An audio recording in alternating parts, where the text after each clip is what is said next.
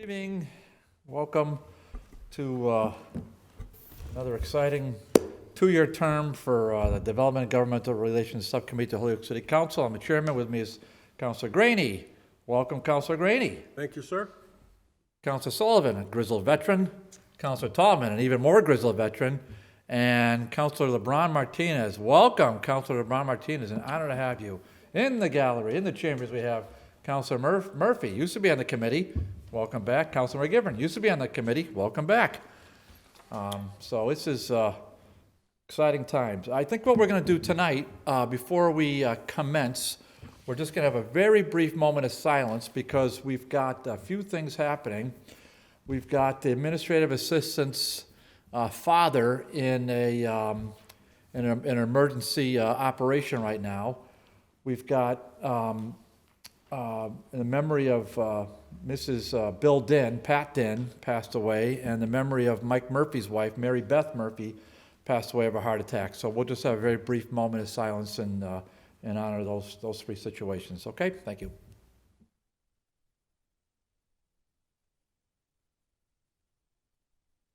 Okay, we thank you for that, and we wish them and their families all the best. Okay, so I think I'll take a motion to take one off the table, if I could, please. So moved. Motion made and second to remove the prior meeting minutes from the table. All in favor? Aye. We reviewed the meeting minutes. I know that Councilor Murphy and Martinez and Councilor Graney were not here, but regardless, they look good. They were fine from the December meeting. And Motion to accept the minutes of this December meeting. motion made and second to accept and approve the meeting minutes from the prior meeting. On discussion, hearing none. All in favor? Aye. If I could get a motion to go out of order to take up agenda item number 9, that would be So moved. wonderful. Motion to take up item number 9 out of order. Motion made and second, take agenda item 9 under order. On discussion, hearing none. On the motion, all in favor? Aye. The order before us, the Law Department and the Problem Property Group provide its regular 6-month update on the city's receivership program and other relevant issues. Referred to this committee and the Law Department, and here we are, a little bit late, but here we are in January, and we have with us the acting solicitor, Crystal Barnes, who provided to all of us a packet, which I have mine in living color, but the rest of it looks good. If any member of the public listening wants a copy of this, they can feel free to reach out to the administrative assistant or to me, and I'll happily forward that along. But with that, Attorney Barnes. So I'm going to try and get this coughing as little as possible. But so as you can see, most of our current receiverships are in the front, and then as it turns to black headers towards the back, those are what we've completed. And this would be since our last update. So you'll see as we complete things, everything that you'll see right now on the update that's been completed will be gone for the next update, and we kind of circulate through that way. But starting on the front page, 393 Main Street, this was a receivership that actually got bought out during the receivership by the receiver. The bank allowed, the bank and the court and everybody allowed that to happen. And so this has actually been a receivership that's now turned into an owner, technically rehabbing it. But since it's still in progress and it was part of a receivership, we've kept it on the docket. This actually should have a full CO by the end of the month. And this is, I believe, 8 units.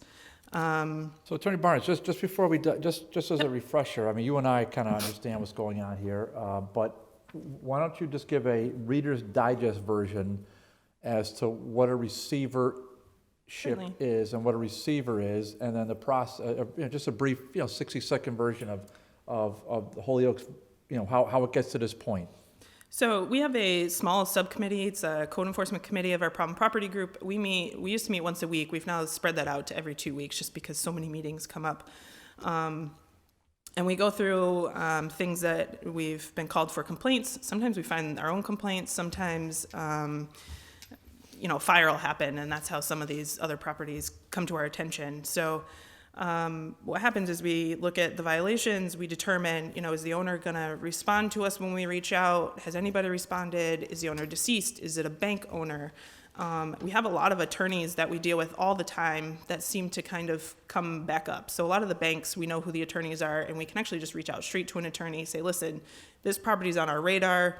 Looks like the bank that you represent owns it. What are you going to do about it? That actually has gotten us pretty far lately, now that we've established some of those relationships. But what happens is, generally, if an owner is willing to comply, they're willing to make the repairs, then we just monitor that. If we're really not getting a lot of progress, we look to receivership. Receivership is a court-appointed contractor that gets brought in when it's really just a last resort, when we're not getting any response or there's really a strong public health and safety issue. We look to that list to have somebody come in and make the repairs when the owner has just gone absent or isn't able to. A lot of times it's financial, or like I said, it's an absent owner one way or another. And it is really a last resort. This receivership list is maintained by the court. You have to apply with the court during the months of June and July. We use that list. And it's provided to us every year as the new applicants come through, and they're vetted by the court. They look at their finances, they look at their ability to handle large jobs like this, or even small jobs. They're not all, large apartment buildings. And we do a full randomization. So when a property comes up and it's ready for a receiver, we actually use a random number generator, and we go through our spreadsheet and we pick one, assuming that they haven't had an email go out to them recently. We add them to an email chain. There's about anywhere from 5 to 10 emails that'll go out for one property, and it's a first to respond. And generally we get a response within minutes. Really? Yep. So you figure there's 7 people on an email, within 2 minutes we usually have a response back. And we provide them some details as far as, the most recent violations, what the tax balance looks like, if there's any water sewer left on the property that hasn't been paid in a while. So they sort of know what they're getting into, but most of these people are flying blind until that first comprehensive inspection, which sometimes is already after they've been appointed as a receiver. In my time here, I have not had a receiver back out yet. They take them, they take the win, they take the loss, whatever it looks like, but they have all powered through and gotten through some pretty nitty-gritty properties. So what happens at the end of a receivership, they basically put in all their own funds. Occasionally they'll look to historic tax credits or federal tax credits, depending on the size of the property. Some of them look to banks for loans to help them fund the projects, but for the most part it is financed straight through their own corporations that they run. And at the end, they look to basically foreclose on their lien. It's similar to a mortgage foreclosure. Somebody has to, they have to get paid somehow, and basically they take the property as payment. So sometimes during the receivership, whether it started with the tenants or they get it back up to snuff enough that they can put tenants in it, they will. And any rent that they receive or any income they receive goes, towards the lien. It'll deduct from that lien amount. But at the end, they foreclose it. It's usually an auction. Sometimes we ask them if it's, depending on the property, if it's a single family, a 2-family in a neighborhood that we think, MLS really makes sense, they'll list it. We also have to look at carrying costs. Did they take a project that cost them way beyond what the equity of that house was? We're not looking to, these people are really doing us a favor by putting in their own funds. So generally, if they're, way outside of what that property is valued at, we don't look to them, have them carry it for 30 or 60 days on MLS. We let them just go ahead and auction it off. But in conjunction with the courts and the judges and other municipalities even, we all kind of look to each other of what's working, what's not working. So it really depends. Like, the market is really great right now. A lot of them are choosing on their own to list these on MLS instead of going to auction, and they're getting some of their money recouped that way. Sometimes a bank will come in, or a lien holder, and they'll opt to fix the property themselves so that they can preserve their interest in the property. As you'll see, some of these, the bank has taken over the repairs, and they're just kind of waiting for a sale. That'll happen too. If in that case, they're looking to stop a receivership or stop the process in the middle, we do look for whoever's coming in. So if the bank wants to make the repairs or make it up to at least a safety standard, and they want to sell, we actually vet who they're selling to. We like to see a rehab plan and proof of funds. We don't want to have to chase the new owner. And it seems to have worked really well for us. But that's kind of the, not so short, but that's kind of the process we look to. So. All right. One question? Counselor Greenie? Just quickly, what about if the property's in bankruptcy proceedings? So if we come across a bankruptcy, generally when someone's in bankruptcy, you can't put any liens on a property, and it stops our process. I'll tell you about a couple of properties we have that has happened. We would look to the bankruptcy to get a relief from an automatic stay. So basically, the bankruptcy stops all lien holders or anybody looking to place liens on a property from moving forward, and so that way somebody can move forward with their bankruptcy process, either selling off assets or restructuring, et cetera. And occasionally the bankruptcy court will give us that relief and allow us to continue to move forward, but as I'll mention later, sometimes that doesn't happen, and our hands are pretty much tied at that point, because code enforcement only goes so far. If you can't threaten anything beyond, I'm just going to issue you fines, it's a little frustrating. So yeah, bankruptcy it really stops the whole process pretty quick. All right, so we've got, looks like, how many properties you have on here? And these are the ones that are, what do you got, about a dozen on here? And there's maybe how many more floating around out there of which you're aware? So this is mostly just receivership. So this doesn't account for code enforcement unless it really seemed noteworthy. There are a couple of properties on here that I'll mention that are just worth mentioning. They're projects that have really, drained some resources for us that I think are worthwhile to mention. But this is really just an overview of receivership properties. Either a receivership, happened and that's sort of how it got us moving forward, or it was a full receivership where they are looking to foreclose and either the receiver will own it or it'll go to auction and somebody else will. So Exhibit A, 393, 399 Main Street. This was a receivership. The receiver bought it out during the receivership and was allowed to continue work outside of oversight of the court, which helps. Then you're not dealing with attorney's fees. You're not dealing with the 8-week reviews, the constant reports. We certainly still keep an eye on it. We make sure that there's progress going forward. So this property, there was a fire that occurred. We got a receivership in place. And the receiver bought it out during the receivership. So we're looking at having a full CO within the next 30 days. That'll be, I believe, 8 units that'll be back online. There's also commercial space on the first floor.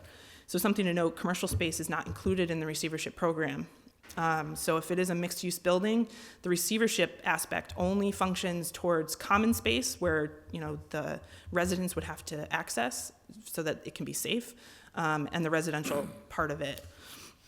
579 Hampshire Street. This was, again, it was a receivership that we put in place. It's a 9-unit, basically townhouse property. The receiver actually was able to buy it out from the owners during the receivership and has now continued the work there outside of the court. This was actually interesting because as he was doing work, discovered he needed a whole new transformer for the building. The electric that was running was enough to support at least having tenants, but as far as doing work and maintaining systems like, fire safety and things of that nature, there wasn't enough electric actually going to that building. You had to put a whole new transformer there. So this is one where, sometimes they take a loss and they really are just hoping that the income from tenants down the road will help even out some of that. 51 North Summer Street. This was an owner that, as you can see in the first 2 pictures, it was a really bad hoarding situation. Hold on, Chris. Council Sullivan? Yeah, so back to the 579 Hampshire Street. Mm-hmm. So, its work is underway, Yep. phase 1, but they started work in March of 2018. Correct. So they've been at it for 23 months and they're only at phase 1. So, again, the electricity problem, you had to have a whole new transformer put in. That means like running all the wires from the street and putting a whole new transformer out in the public way. There was a lot of permitting that had to happen with that. There's also, he chose to put in a full sprinkler system, which wasn't necessary here, but chose to do it anyways. So again, it's just there's more work up front. He also looked for credits here, and I don't recall if it was historic tax credits or federal tax credits, but getting some of the funding for the 9-unit job. He's been working for funding, which takes some time to get all those credits. So that's where you get some of that delay. So do we know an approximate completion date? I don't at this point. I know the plan is to get, so the way it works is there's basically, it's 9 units, and it's almost like a tic-tac-toe board. So I believe he's going to start on one end and basically get that tenants in there to help generate income to continue the rest of the phases. So, the apartments that need the least amount of work, he'll start there. Okay, So that's where you see like phase 1 of the project. It's basically getting one round of units online, so that way it'll help fund the rest of the project. Yep, but aside from that, we have no timeline from Whitman Properties. I do, based on his initial rehab plan. I just don't have the dates in front of me. I believe there's, when we accept rehab plans, especially during receivers, it's a very detailed something you can monitor. So it's, I'm going to put in windows by February 1st, and then I'm going to put in the sprinkler system by March 1st, et cetera. I don't have that. I didn't go into too much detail here just because of space. Okay, thank you. Yep. So as I mentioned, 51 North Summer Street was a hoarding situation. It was made a little more difficult. Basically, Greater Springfield Senior Services was involved, had actually cleaned up this property once already. So by the time we got to it in this condition, it had already been fully cleaned at some point. They were trying to work with the owner to assist him. Unfortunately, it just didn't work. They would have to clean it all over again, and then what happens? Do they just keep having to re-clean? We had a receiver involved very early on. They did a full clean out. The amount that cost them to clean out this property was astronomical. They couldn't even find someone to clean out the bathroom. Nobody would tolerate it. I saved you seeing any of those photos. It was bad. And so it was this beautiful cleaned out property, and then the bathroom was just left the way it was because a cleaning company would not even touch it. They had to do smell remediation in all the paint, the walls, the floors, everything, just because the property had gotten so bad. The bank ended up taking possession from the receiver. Once everything was basically cleaned out, the smell remediation, everything like that, the owner was placed into assisted housing. So kind of a, good outcome there. So no longer, left to his own devices, is actually getting assistance. So now there's a local property manager in place. This one actually continues just to kind of wait for sale. We monitor it, make sure that the bank's in compliance with keeping it secured, clean, sanitary, that sort of thing. 50. And what Yep. bank? I'm not positive on the bank on this one. All right. So it's safe to say the bank is keeping up the property taxes and Correct. the rest of it? Yep. And if we get a complaint, the lawn needs to be mowed or there's a window broken. Generally, if the bank is in possession and it's vacant, we have to do the polycarbonate board ups. So we really minimize the fact that, windows would be broken or things of that nature, or it's getting broken into. But if we receive any complaints, we reach out to the bank. If for some reason they don't comply, most of these are left pending in the housing court until there's a full occupied property again. We don't let the bank just take it and now there's no court proceeding. It allows us to bring it back to court immediately if the bank's not complying. Got it. And do they pay a vacant building fee as well? Yep, they have to register if it's vacant and they have to pay the fee. Correct. Okay. So 57 Norwood Terrace, this was actually a really nice single-family home, but the owner's deceased. The kids wanted nothing to do with it, and it kind of got left to disrepair. We put a receivership in place, but the bank, again, took over the repairs and is continuing to work on the property. And I believe they're actually relatively close to finishing it. I'd have to look up some of the permitting, but it's been worked on for quite some time, but it needed all new systems. The boiler had been taken out, so it needed new electric, new plumbing, a new kitchen, et cetera. I know that property. It looks really nice from. Great. 311 Walnut Street. This again was an owner that deceased. There were actually a couple of heirs living in the property. Unfortunately, they were unable to take care of it. So this is one where we reached out to them. We allowed them to kind of look for their own funding to repair it, being that it's a family home. They weren't able to acquire anything, so we put a receivership in place. This is M.G.L Property Management.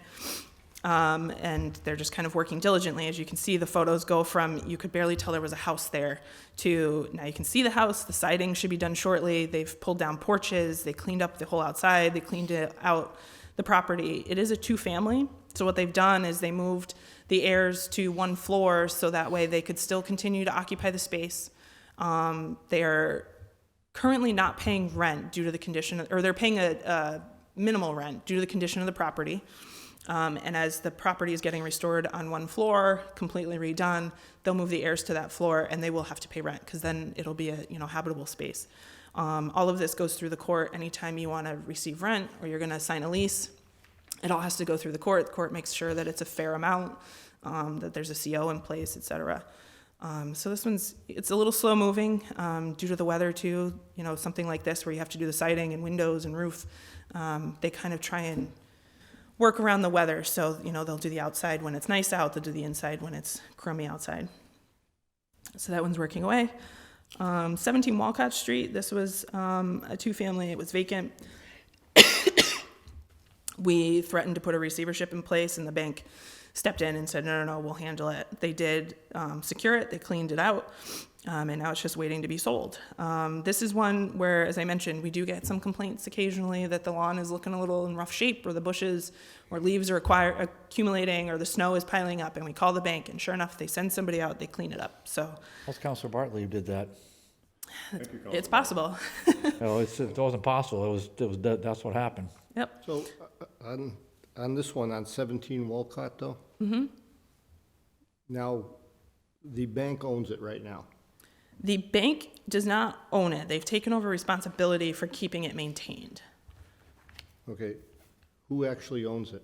I don't have the owner off the top of my head. So if we wanted to get a code enforcement, if we wanted to get someone in there to look inside the condition of the house, are we allowed to do that? Yep, we contact the bank, and they can let us in. We generally have to be allowed in by the owner, or they have to allow, whoever's in charge to let us in. Okay, I've also heard from some people up in that neighborhood, and I think it would do us well to get someone in there to look around. Well, we've done all of that. We did a full comprehensive inspection. What they did is they basically cleaned it out. They got it to a status quo that we were satisfied with so that they could list it for sale. I understand that, Crystal. When was that done, though? Huh? When was that inspection done? It would have been somewhere between, probably right around May of 2019. So as you see, we did file a motion for receivership in May of last year. Yeah, I'd get someone in there again. I have a Well, so as strong long as it's suspicion- secured and it's clean and it's being maintained and they're continuing to respond to our complaints, we've allowed them to just leave it as it is. So even though the inside is not done, the new owner would be in charge of remedying all those code violations. So it's not that it's gonna sit stagnant and it will always look that way. If they sell it, we then look to the new owners, we say, okay, here's your notice of violations that was on there prior to you taking it. We expect you to complete this as well. Well, I think what Councilor Sullivan is saying, if I may, is that we appreciate all the work that's being done, but I think he's got additional intel. So if you may or may not want to contact Mr.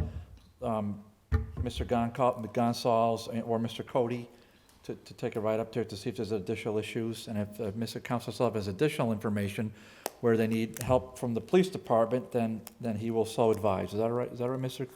Councilor Sullivan? Very, Okay. very well put. Okay, yeah, so you just might want to consider that going forward. It doesn't shock me. Where that house is located, it's right next to a problem building. I think we all know that. That one's And, on here too. Right. So it's a problem building with problem people, and so we just have to continue to monitor to that. And if they have to go up with a police with them, that you may want to advise them on that. But anyhow, okay. So just so I'm clear, that there's still a private owner. The bank is saying what? We're not going to release our lien until we're made whole. What's happening from the bank's perspective? So the bank's looking to sell, which will then, foreclose then. So the bank hasn't foreclosed yet? the bank is not foreclosed.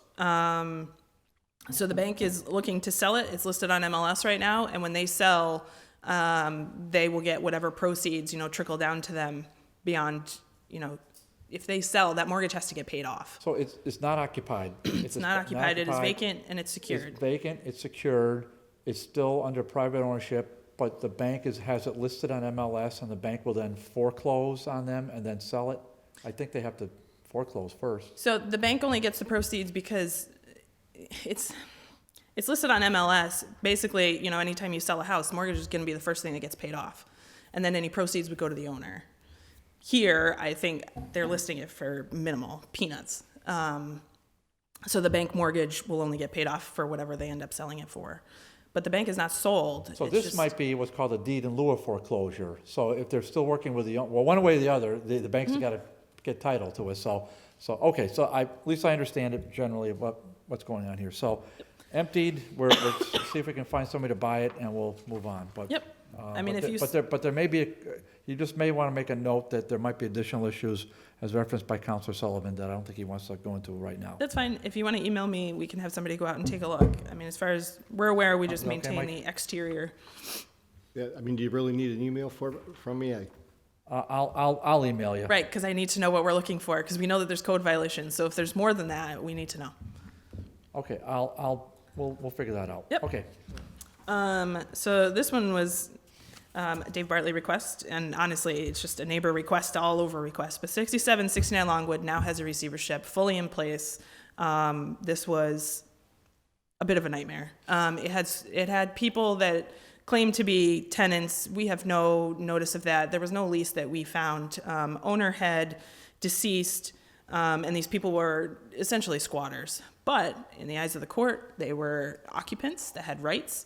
And so when we take it over, the receiver had to actually rehouse these people for a period of time while it was uninhabitable due to, I believe there's no utilities at this property.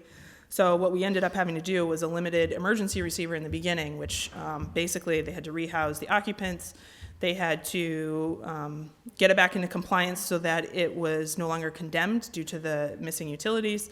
Once that was completed, the people were allowed back in the property. And there was what we call a cash for keys situation. So basically offered them money to get out so that we could continue on with the receivership. It took some doing, finally got it put together, and now Stock Construction has taken over as a full receiver of this property. The rehab plan was approved in December of 2019. So work has just now started to get this really up and moving, but it's been cleaned out and work is underway. Right, so I'll just make a quick comment on that. So I'm very grateful to hear that. I'm just going to, let me just see if this, excuse me a second, I'll be right back. So I can give some further background on this property. What happened is when we went to go file in court, a bank was the owner. Unfortunately, their foreclosure that they had done to obtain ownership was found to be invalid. So we then had to resubmit our petition to the court under the prior owner who was deceased, which then meant we also had to find all the heirs to that owner, which created a really long delay. The bank continued to say that they were going to move forward with a re-foreclosure so that they could become owners again. The occupants were not allowing anybody in the property, so the bank, as much as they wanted to make repairs at that time, weren't allowed access. Nobody was allowed access. It was a bad situation all around. So once we got in touch with the heirs, they wanted nothing to do with it. And the bank obviously backed out. They didn't want to deal with it once they had seen the condition of the property. And they, at no point, were able to get their foreclosure to push through. So that was some of the delay in this one. Okay, so the bank, we're still on Longwood, right? Yep. Okay, the bank in this case was Key Bank? I believe so. Yeah, okay, so they're real heroes in this, real American heroes. But you did find some heirs? We did find heirs. I actually spoke to Wow. both of them, a son and a daughter. A son and a daughter. Okay, Correct. so mother died in the house without a will. Are the son and daughter in the area? I believe one of them is not.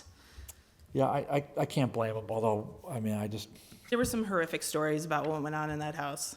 I can tell you they're all true. it's unbelievable what went on in that house. It's unbelievable. I don't want to Right. just kill it because we'll be here too long. But cash for keys, I just want to make just a quick point. I just happened to be going by there the other day, and I saw two of the parties that used to reside there trying to enter the front door. Now, I learned a long time ago, do not engage, so I did not engage. I did call the police, but they're still floating around. I just want, but I don't know who this receiver is, but since I want you to be aware of this as I'll well. let him know. So they were absolutely on the front porch. This is 3 Sundays ago Okay. at 8 in the morning. So, it's incredible what kind of terror they enacted on what really is a pretty quiet, thickly settled residential neighborhood. However, just so I'm clear, SAW Construction LLC is in the process of rehabbing it, and so they're just working under the court's. Right, so he eyes was and- under a limited receivership, basically just to lift the condemnation and handle the occupants. And once that was underway, we did ask for the full receivership to be instated, and he is now, has a full rehab plan that was approved in December. So it's relatively new that he's been given the go-ahead to really just go in full swing. Wow, really exciting. Grateful to hear that. Anyhow, so that's good news. Mike Sullivan. Yeah, if we could go back to 17 Wolcott for just a second. Sure. Can you tell me the name of the bank there? I don't know off the top of my head. I could find out if you want to send me an email. I can let you know. Okay. There's just so many of these to keep track of all the banks. Yeah, no, I'm just wondering if we're getting a trend with this key bank, No, they run the gamut. Wells Fargo, Fannie Mae, Ocwen, loan servicing usually comes up. Bank of America, all of them. Aquin, that's one of my favorites. There's something. Okay, moving on. West Street. Yep. So 116, 118 West Street. This was a 2-family. I actually spoke to the owners very Doesn't early look too on. In bad. this. It's worse than it looks. I tried highlighting some of the problems here. So it was really the brickwork. A lot of the brickwork needed to happen here. A lot of repointing. In fact, there was quite a bit of crumbling. So most of that was a huge chunk of the cost. Inside was, again, another hoarding situation. Thankfully not grotesque, just a lot of stuff, which when you have a lot of stuff in a property, it creates a fire load. If there was ever a fire, it goes up like, if you had a house full of toilet paper, it's just going to go up in flames. Met the owners very early on, spoke to them, and they didn't have the financing to handle this property anymore. Again, we had, filed a couple of motions to allow them some time to see if they could come up with it, and they really just said, I'm sorry, I can't do it.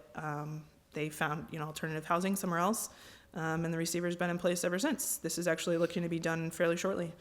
A lot of it was, held up in the beginning because the occupants, we were allowing them time to kind of get their things out. In a situation where it's, they've run out of financing, we don't look to them to just get kicked out. We give them some time, get your belongings, if you really need some extra time. We're very lenient there, but obviously we also have to look at a receiver who's carrying this property. They have to put insurance on the property. We like to get it secured, that sort of thing. There were also, they had some animals there that they had to look about rehoming and things like that.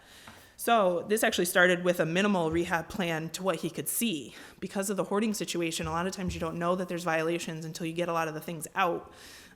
So it started with the rehab plan to just look at, clean out costs, securing the brick, exterior things that he could see, and then submitted an amended rehab plan, which covered the rest of it once he really got it cleaned out. So it's underway. It's been repointed. The brickwork's done. Just finishing up some, work. And it looks like somewhere in February it should be done.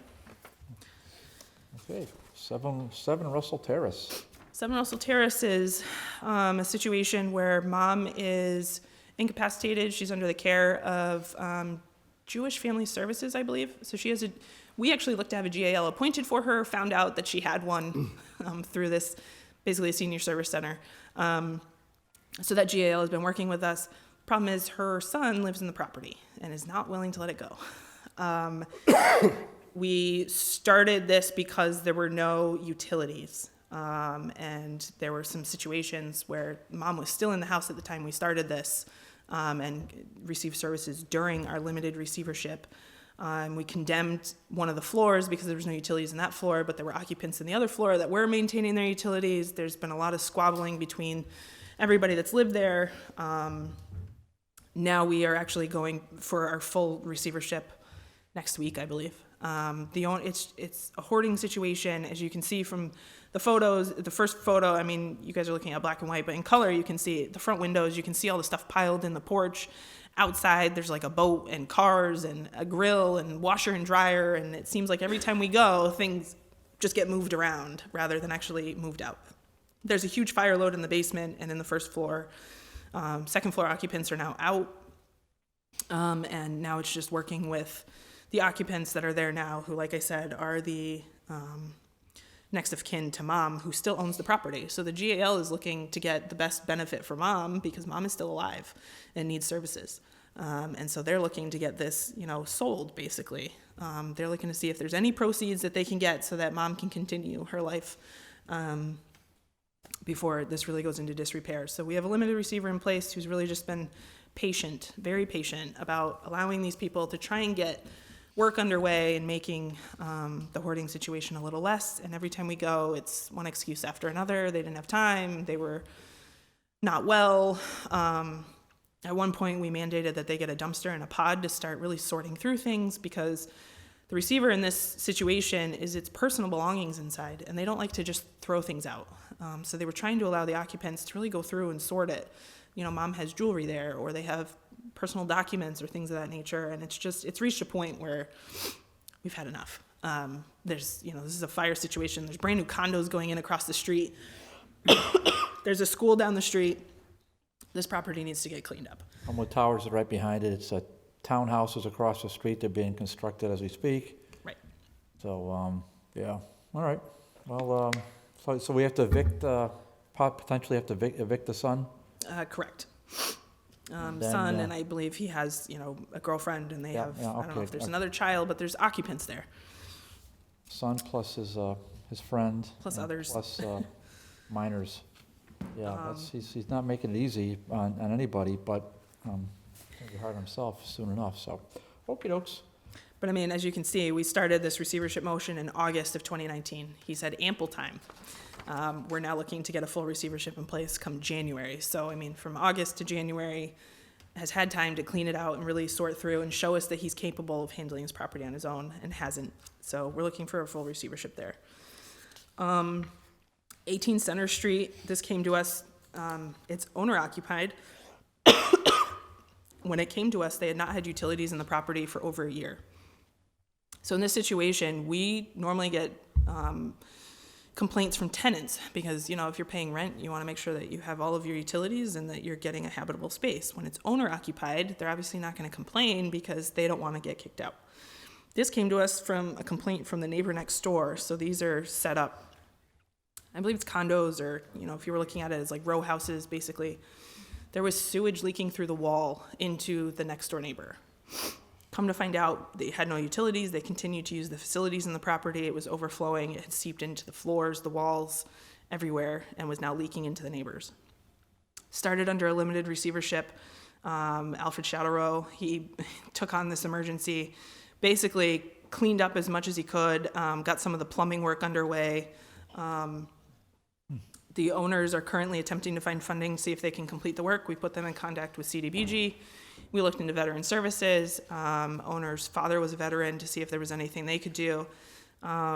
They've reached out to One Holyoke. One Holyoke's contacted CDBG. So we're just at a standstill. It's remaining condemned and vacant. The family is getting assistance from other family and their church, et cetera, and are not occupying the property, but we are allowing them some time. However, again, you've got a receiver that has a lien on this property for the work he's already started. There's carrying costs there, and so we go back in February, I believe, to kind of find out what the status looks like on that. But So it was owner occupied, but now the owners have been removed? it's condemned, so the owners are not allowed to occupy it. They're allowed to visit during the day to get their belongings. They cannot occupy it during nighttime hours. Wow, what a mess that is. And Mr. Shatterow, I know he just purchased a house on Chapin. Correct. Okay, well, wow. So the that work was is- done at the neighbor's property That is a total to. horror story. Yep. Okay, that's 2 horror stories we've had, all righty. So as you'll see, we have 2123 Walcott, which is right next door to 17. Oh, yeah. The bank foreclosed actually mid-litigation on this property. We started code enforcement somewhere during then. The bank foreclosed on it, so we had to switch from the owner to the bank. They've now taken over responsibility for the repairs. It's really not going well, and I don't know the bank off the top of my head again.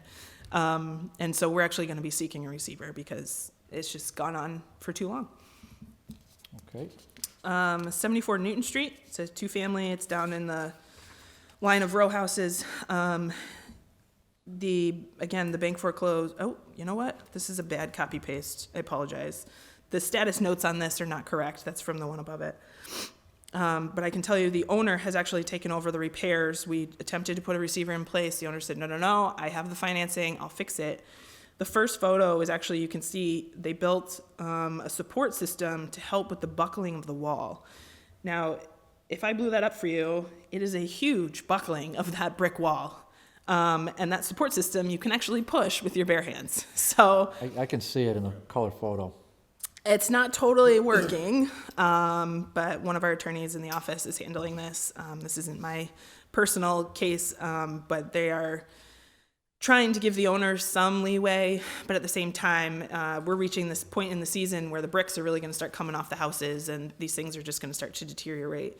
This whole street is kind of a Council Sullivan? problem for us, but What is the owner's name? I don't know.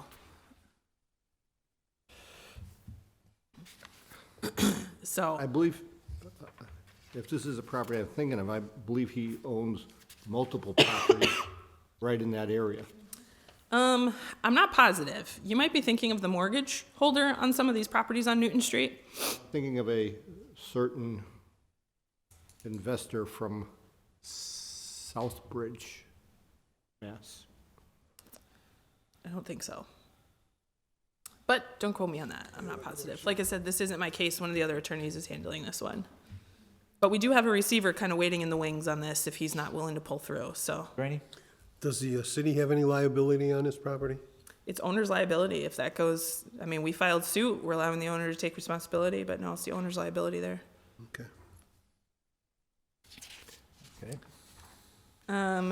91 Elm Street. This was a three-family, Just one other question. Yep. Is this one of the properties, did he buy this at an auction? 74 Newton. Yeah. I don't believe so. There's a lot on Newton Street, so I know, you may be yeah. thinking of something else. The problem is the value on a lot of those properties on Newton Street isn't very high. So when they really start to go into disrepair, there's not a lot of benefit there to repair them. A long time ago, we ended up having actually to demolish 3 of the properties. They're all right in a row, so. So 91 Elm Street, yep.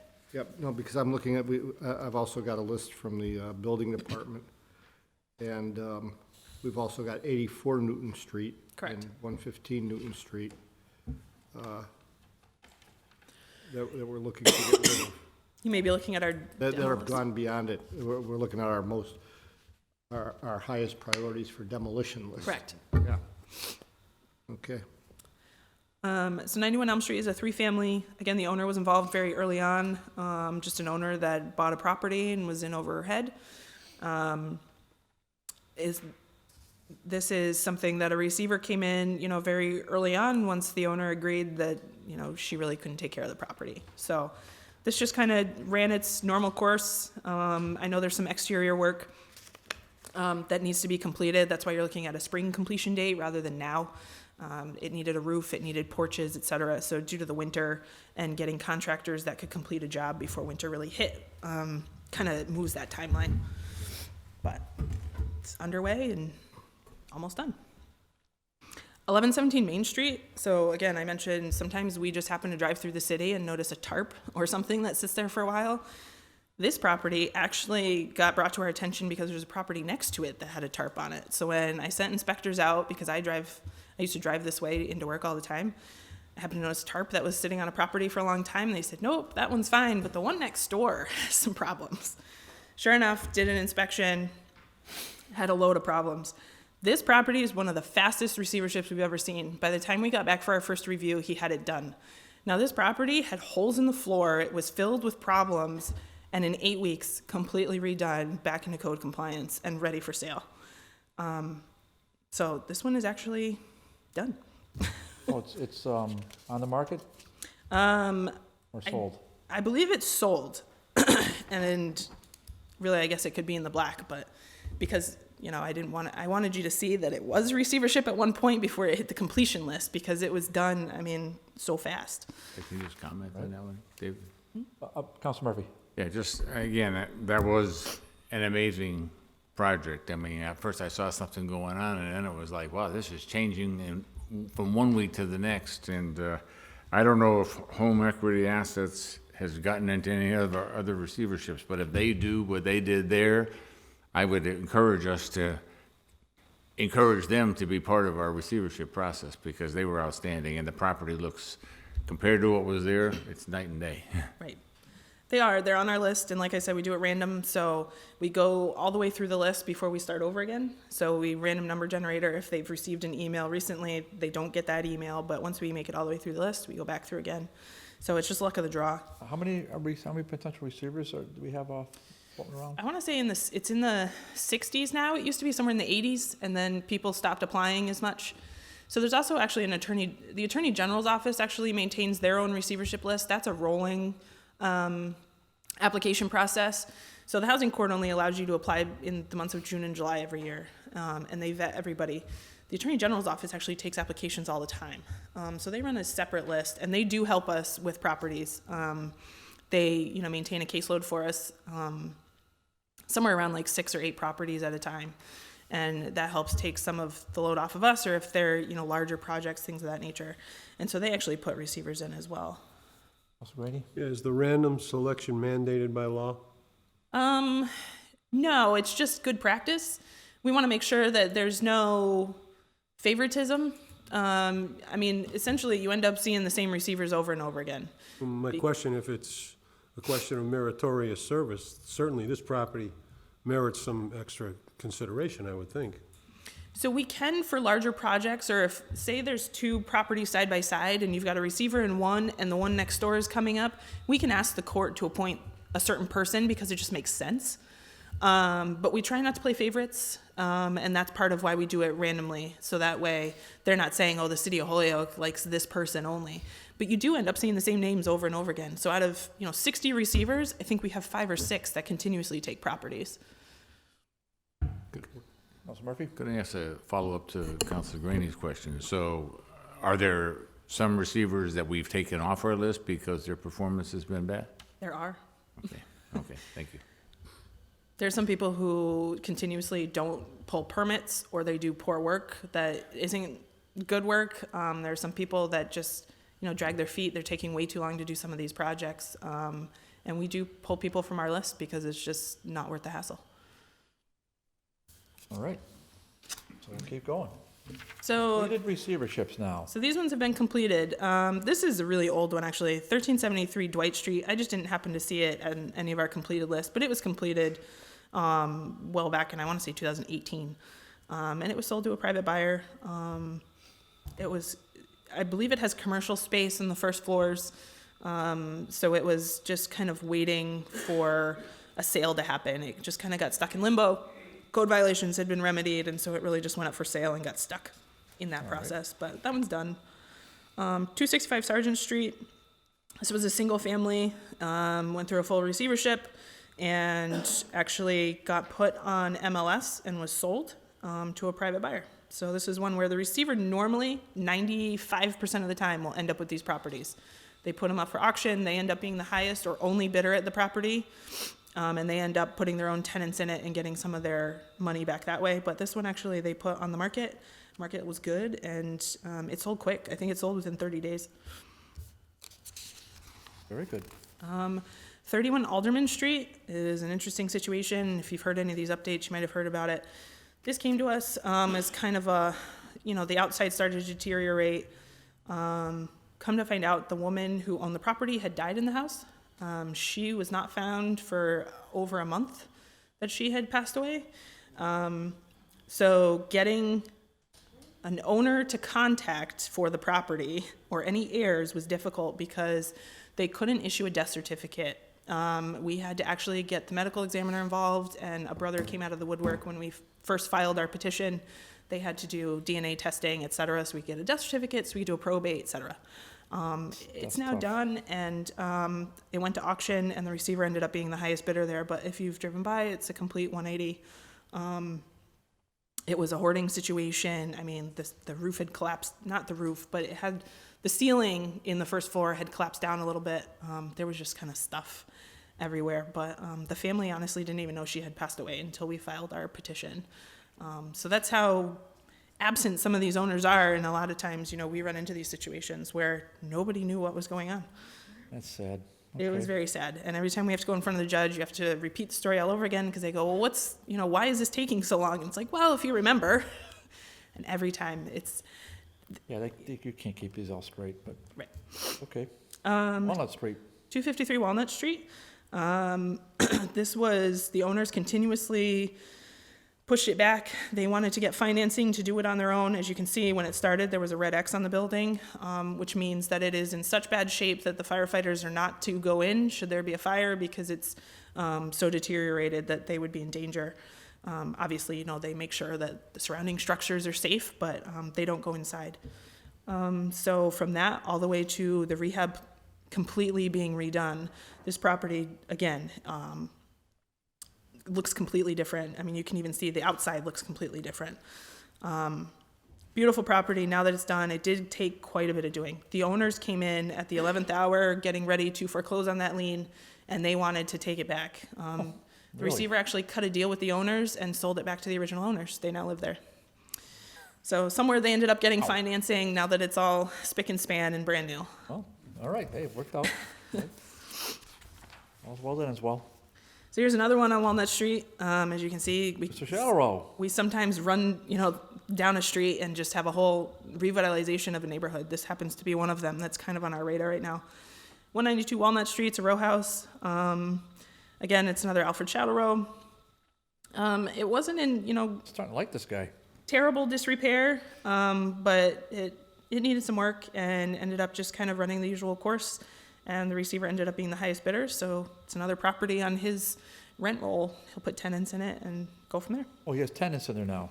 I don't know if there's tenants in it Oh. at this point, but that's basically what a receiver will do. Once they own it out of receivership, they'll put Great. tenants in it.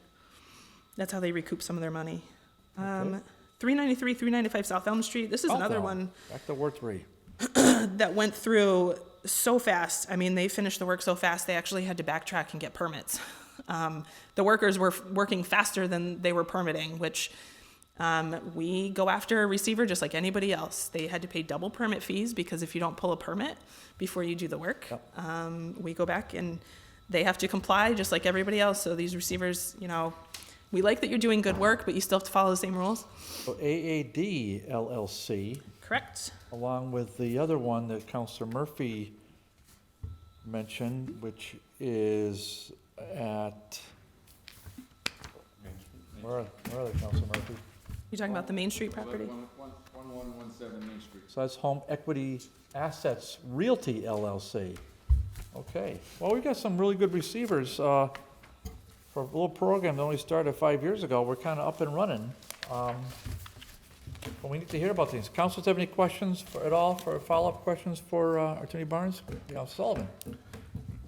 So I understand if you don't have the answers, if you have any information, just up to here. We got 146 Brown Ave. It's not on this list here. Do you have any idea what's going on with that? Is the city in the process of taking it? So I know I have a property on Brown Ave that's in code enforcement. I don't know if it's 146. At any given time, we have hundreds of properties that are on our radar. So, again, if you want to send me an email, I can give you an update if that's on our radar. If not, we'll get inspectors out there and find out what's going on. Okay, because I have a feeling that that's also tied to 16 Commercial Street. Are you looking at the demolition list? Yes. So 146 Brown Street, now that you've put this in my sites, they owe a lot in taxes. So it's actually two structures on that property. There's a front structure, and then there's a back one that is split down the middle between two different parcels. That one's going to end up being a tax title property at some point. There is an attorney that's handling that one, as well as 16 Commercial. The most recent update I had was that 16 Commercial was going to go to auction. They were trying to sell it at auction. 146 Brown, they claim that they're going to come in and make some tax payments or get in a payment plan, but So 146 Brown, is that the former cleaners? I believe so. So the property in the front, which is the So we know what we're residential, talking about now, okay. the one in the back is really what that demolition cost is. That's not even the cost of both because you really don't have to demolish both structures there. So our theory is if we demolish the back, we may be able to do something about the front. But the fact that it's divided between two parcel lines, and it just makes it really complicated. And it also owes a lot of money in taxes. Yes, I get that. The thing I'd caution as we look at this, the agents, the chemicals that were used in cleaning Right. process, Yep, that's another factor. right, so we may not want to get too deep into that one. I'd proceed with caution. Yep. All right, among the worst stuff there is to remediate. And is it the same owner as 16 Commercial? Yes, and I believe it's an LLC. Okay. Well, Yeah. well, right, so that one, that's through a probate, and then I think the grandson is kind of floating around, but is he not being cooperative, or is he walked away from this, or? So, I mean, the issue is it's an LLC, so as much as we know, the characters involved with the LLC, we have to look at it as an LLC owns it. Correct, so, okay, so just so I'm clear, so those would be potentials for receivership, is that? Probably not due to the taxes that are owed.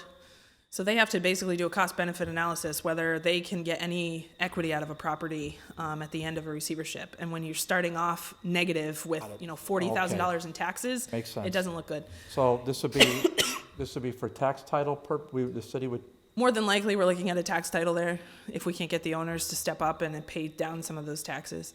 yeah, probably not, so, all right, but I kind of like that idea of demoing that back building on Brown Avenue, and then maybe saving the house, and then a Commercial Street, I mean, parts of that building are pretty viable. No, I've walked through it. I think it Used has to be viable, I want to say it has a red X on it now. not anymore, oh, boy. Okay, that's too bad. So that's gotta be demoed? Yep. That's too, jeez. Well, we had another one with red X on it, now that's a bright, shiny new home. He took a huge hit on that property. Well, I'm just saying, so. Okay, well, that's sad. And then, the other one that we flew through here, in October is, 19 West Glen Street. I was by it the other day, and I believe the city took that in tax title, and I don't know what the best plan for that one is, because that's got a hole in the roof and holes everywhere, and. I believe we're looking to add it to our next round of RFPs. We're going to see if somebody wants to rehab it. Oh, It looks worse than it is. okay, okay. That was an elderly gentleman as well. So that was one where we got veteran services involved. The gentleman that was occupying the space happened to be a veteran and got him assistance that way. Look at that. Look at that. Okay, I think we're good.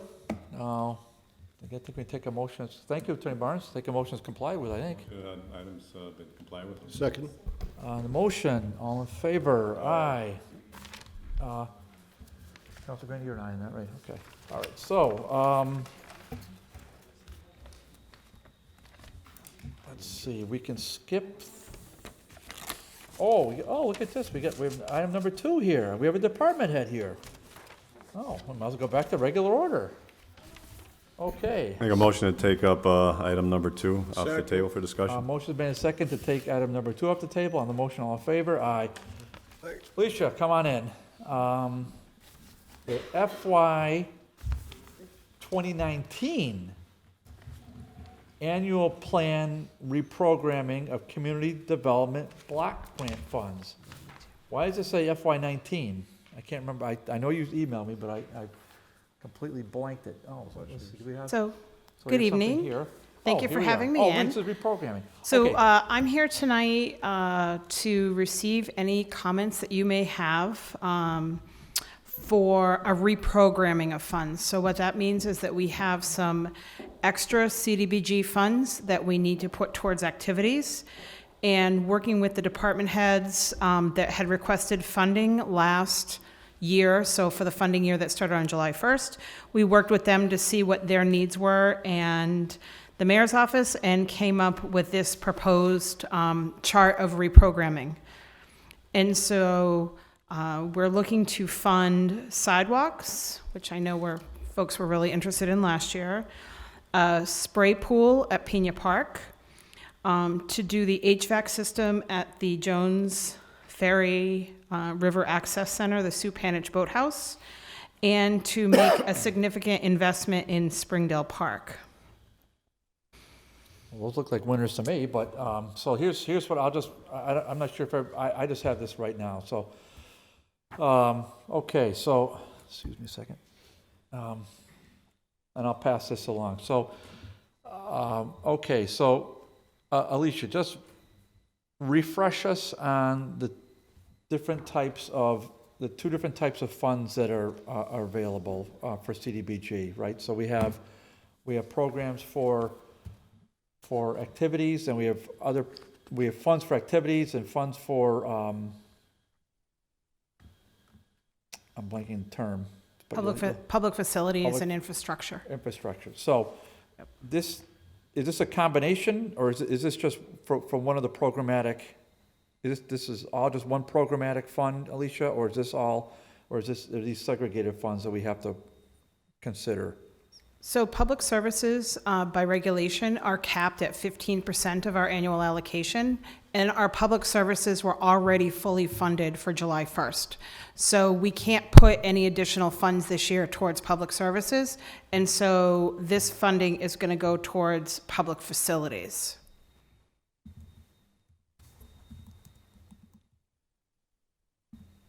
Okay, and why do we have this? This seems like an unusual balance, but maybe it's not. Is this unusual, Alicia? So it's not unusual that we do a reprogramming. We have two sources of funds that we need to move. The first is approximately $225,000 in unprogrammed funds. That's money that was allocated towards various activities over the last couple of years. Excuse me. And the bids for those activities actually came in much less than we had anticipated. And so we didn't need to use as much money for those different activities as we had thought.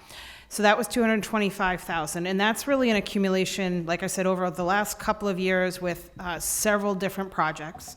All right. And then the other $130,000 is the repayment of housing rehab loan that we hadn't anticipated. So we have a revolving loan fund that provides financing to rental property owners, and they make principal and interest payments every month.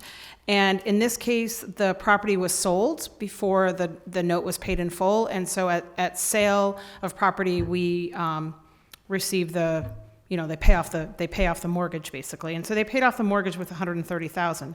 Normally that money would revolve back into the rental neighborhood improvement program, but that program is already well funded and we're having trouble moving that money. And so we can't put more money just to be idle. And so where we had these other projects that had looked for funding, it made sense to actually put those into public facilities. And then the other three sources of funding to get us to... Before you get there, Alicia, I appreciate it. Which property was sold? Oh, I knew you were going to ask. I believe it was one of our large blocks. I want to say Pine Street, but don't hold me to that. Okay, well, just Yeah, it's sold. move on, so we don't need to. Yeah. And then the 487 also, so we had those two sources, the unprogrammed funds, the payment of this loan, and then we had three projects that we are terminating. Scott Tower Master Plan, the War Memorial Emergency Shelter, and we had some money left over in code enforcement from prior year that we're gonna pull back and put towards other projects. So Scott Tower Master Plan, that's $50,000. And then the War Memorial Emergency Shelter, that's $52,000. We don't need that anymore. And then unexpended funds from code enforcement. Wow. Okay. Aren't we just flush with cash?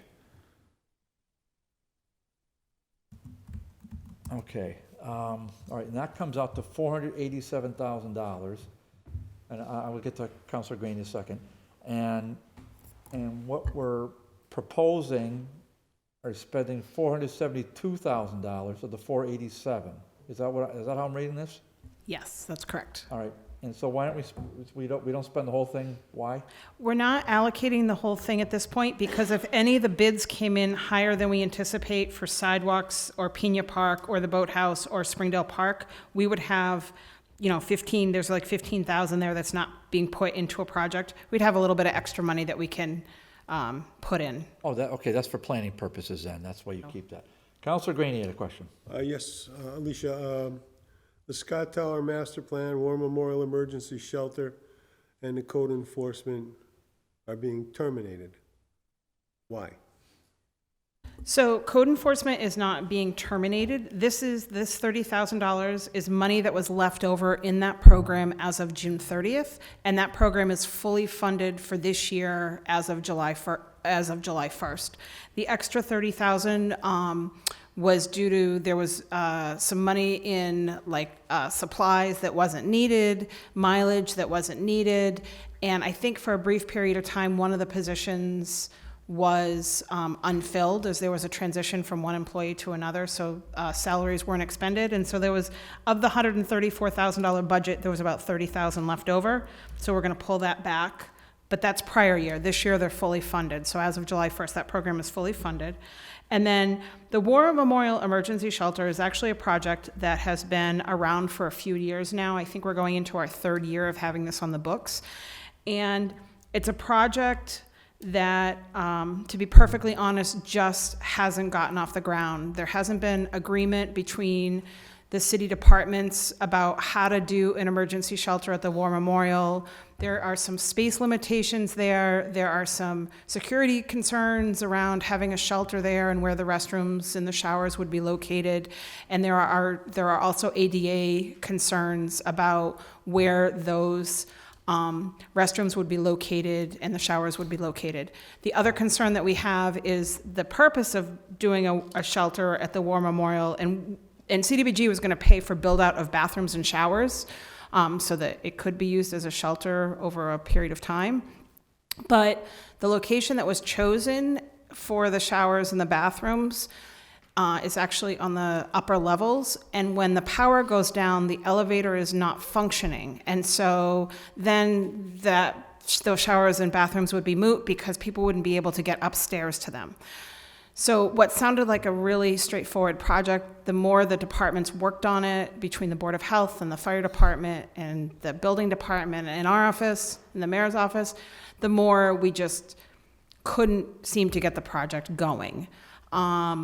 And the more money was going to be needed. And so we can't leave projects on our books just kind of languishing for a period of time. And so we had been pushing it off and reporting to HUD that, the city is working on it, we're working on it, and now push has come to shove and we really need to spend the money. We are legally obligated to only have so much money in our account on May 1st. HUD actually tests our account with the Treasury, with the Federal Treasury, on May 1st, and we can only have 1.5 times our yearly allocation in the bank account. And so we've really got to get this money moving. We can't just have it sitting around. And we have so many needs in the city that we want projects that are going to result in improving. Are there any plans to fix the elevator? So I think that would be a question for the War Memorial Commission and the public facilities side of the city. The issue with the elevator is that the elevator is operating, but apparently when the power goes down, it needs a generator. And it's my understanding that the War Memorial does not have a permanent generator at that location. So if there was a lot more funding, then maybe all of these items could be fixed, but there was only $52,000. And there just didn't even seem to be agreement among departments that the War Memorial was the best location for a shelter. I think there's further discussions around maybe some other facilities in the city that would be more properly equipped. I know the high school is one possibility, but it's probably a conversation to have with our public health folks, our Board of Health and our fire department and our police department. Okay, and then the last one, Counselor Greenie, Scott Tower? Yep, so Scott Tower is a project where funding was allocated to a master plan which is a planning document, and there was no funding put aside for a physical project. And so there was a distinct possibility with Scott Tower that we would have spent $50,000 on a planning document and not have any park improvements to show for that. And HUD doesn't allow us to spend money doing plans without any actual improvements. So until there's a point where there's money committed to do both a plan and physical improvements, we're gonna pull this back.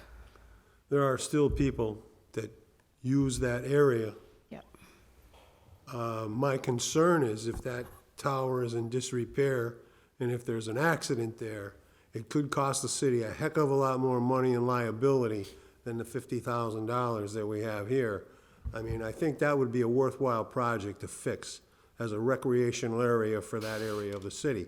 I mean, it encompasses Bowden Village, it encompasses Ward 6, part of Ward 7. I mean, that's an area in the city that is critical with Community Park right there. I mean, we've improved Community Park, we've put a skating rink in there, they've got a shower in there. I mean, that facility up there at Scotts Tower could be a beautiful picnic area for the city. It would enhance the area. It would, I'm opposed to taking money away from Scotts Tower to put into anything. I think that would be a good project. Not only that, it could be coupled with the CBA to get funding from there to improve that facility. I mean, this is a shame that area is being forsaken. That's personal opinion. Councilor McGivern. Alicia, on Scotts Tower, isn't there money coming in from the cell towers that's put aside for improvements? I believe there is. I'm not aware of what the balance is or how those funds are being used, but there had been other sources of revenue.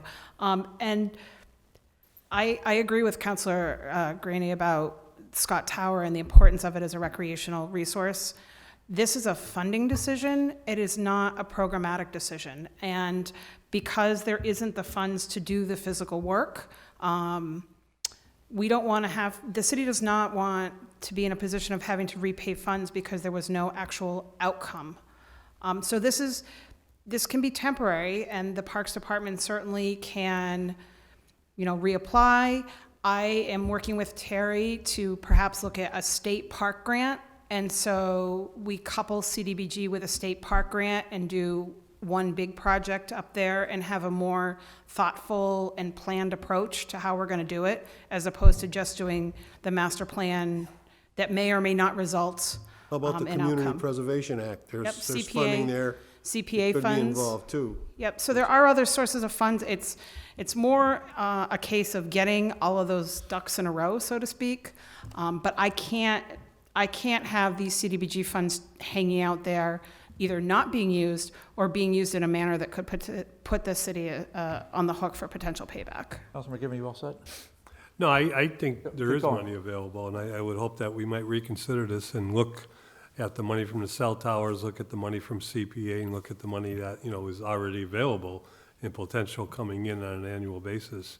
Because I think, once enough money is saved up, especially from the cell towers, I think a wonderful project, as Councilor Graney pointed out, could take place up there and benefit the entire city. I also think the state would remember that they reneged on a promise many years ago when they took Shamora Pool away from our younger population, because they didn't like operating it up there, even though it was one of the nicest state pools in the Commonwealth. So, just a thought under comments. I think that we those are all could good. relook at this. Those are all good thoughts. And then, so we and this is not for Alicia, it's just for a reminder for councilors and the CPA committee that the CPA funds do not have to be programmed each year. They can be carried over for a larger project for public space and recreation to next year. And so if you factor that in along with the cell tower funds, cell tower revenue, and this is CDBG eligible? Clearly it is, yeah. So that's rhetorical. But so those are three areas right there. And then, as Councilor McGivern mentioned, if we could somehow remind our state delegation that perhaps there's other funds that we're owing to Holyoke for what happened with Shamora. So maybe that's the fourth area. Counselor Sullivan. Thank you. So, Alicia, how much time, if we did the study, how much time before we began work, before we started to get in trouble with this? Well, For work to commence after the study? that's a great question. There are cases where we've done a study 1 year, and then immediately the next funding year, we do the physical work. Because studies take time, so you do the study from like July to June, and then that next July, there's a funding application in asking for funds to implement the plan that's been designed. Got it. So, and is there a set dollar amount? Like if we spend 50,000, we only did 25,000? If we only cleaned up one picnic area? Right. Or would we have to spend 3 times that amount to not be in trouble with it? What's the So threshold? I believe the ratio that we typically look at is that a study or plans are about 10% of project costs. So if you're going to spend $50,000 on a plan, you're looking at a $500,000 project. I believe 10% is our kind of, I think that's about our average, is 10% for design for 500,000. And so, And that 500,000 though could be spread out over several funding cycles. It wouldn't could have to be be. done in one cycle. it doesn't have to be done in one cycle. It could be split up over, this could be a multi-year project. Right.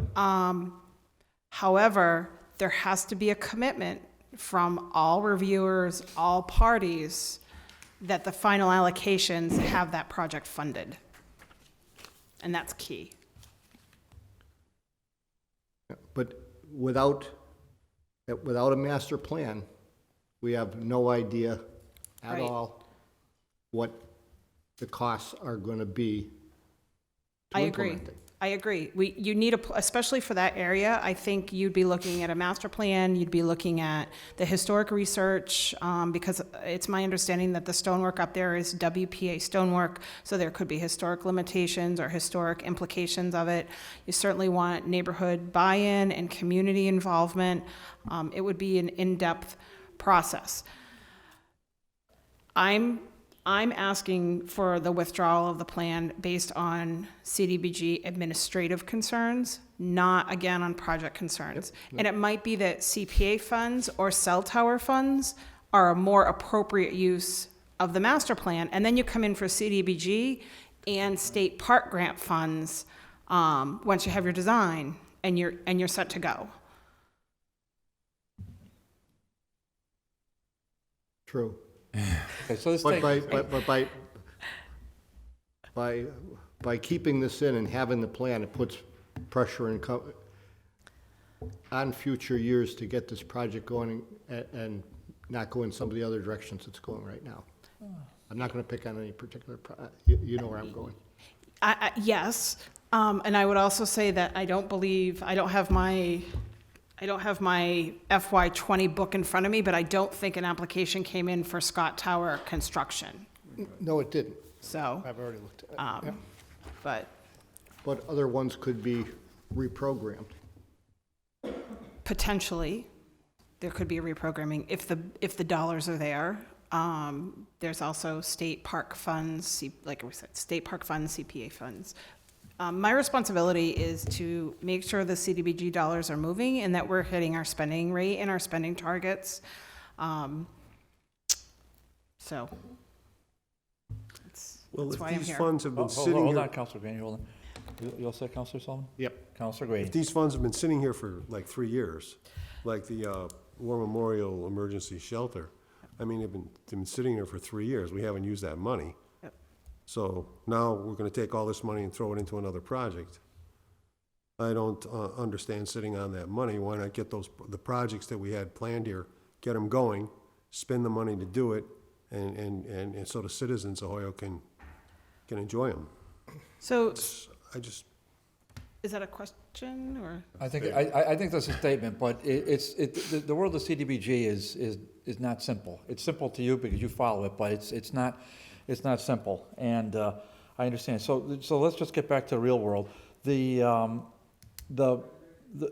four reprogramming requests, those have all been kind of checked the box by the mayor at this point? Is that what you're saying, Alicia? Yes. Okay, so, and I think we all know, I hope we all know how this works, right? So this is kind of fantasy land, the vote we take, it's all just a fantasy. We just have to pretend like we have some authority, but the reality is that we have no authority here. So, but we just march through it. However, in past years, with the Citizens Advisory Committee, when we go through the block grant funds, which we will do, we've had some success in trying to bring to the attention of the executive that what we think is, and we agree with the Citizens Advisory Committee and others, that this is what's important, and the ward councilors think that what's important. And so I will say that the mayor's been good about that, frankly, in my opinion. I mean, of course, we don't agree on all of it, but I think the mayor's been more or less pretty reasonable on the CDBG stuff. He has his favorites, and that's to be respected, and that's the way the system works. But the system is such that these programs, funds, I'm glad to know that you're on top of it. There's $487,000. I'm going to say that out loud a couple times next week or 2 weeks when we meet again. That there's $472,000 being reprogrammed. I mean, to say that we're going to complain about, I mean, 100,000 sidewalks, we know that's not going to go terribly far. That's like a block and a half maybe. But the Pena Park spray pool, what's the story with that? I thought we had funded that already. What's the problem with it? I thought we funded that. It was not funded last year. It wasn't funded. The mayor did not allocate funds in the end. At the end of the process last year, it was not funded. Oh, we voted, okay, did we vote for it? No. Well, we didn't vote for it. Okay, so nobody voted for it. Okay, So so, OCD, the office recommended funding it. yeah, The CAC voted against it. oh. The okay. mayor's initial allocation was half, and then DGR and city council voted no, and then there was no final appropriation. Okay, so this is to make the CDBG office, your office recommended it last year, right? We did. But nobody else wanted it, but okay, so 150,000. Well, let's clarify. Okay, sure. The Parks Department requested the funding. Okay, So there was a community city desire to have the spray pool. They wouldn't have applied if it was not a project that they wanted to see move forward. yeah, okay, I just want to flesh it out. That's okay by me. I'd rather just flesh it out. So, okay, so, let me see. So, Go ahead, Council Alderman. do we have to approve the entire plan, or can we take one, any particular line item out? So I'm here for your thoughts and feedback. So if you want to redo this grid that was on the letter from November, then I'm happy to note that accordingly, and then I will put it together tomorrow and send it over to the full council on how you all thought that the funding should be managed. Okay, so here it is. Absolutely happy to do So that. Pena Park was 150, the request, OCD 150, and the mayor, CAC said 0, and the mayor said 64,590, DGR said 0, and the full council said 0. Okay, so that's how that went down. All right, and then sidewalks, the request, I know it was 100,000. There's no way. It was 150. Okay. It I'm was, sorry, last okay, year's it was side- 500,000. It was last year's was 500. 500,000, yeah, okay, so I know it wasn't 150, so 500,000 is a request. All right, the boathouse, HVAC, okay, I didn't realize, now I'm sort of getting into this a little bit. The boathouse HVAC system, Was 47.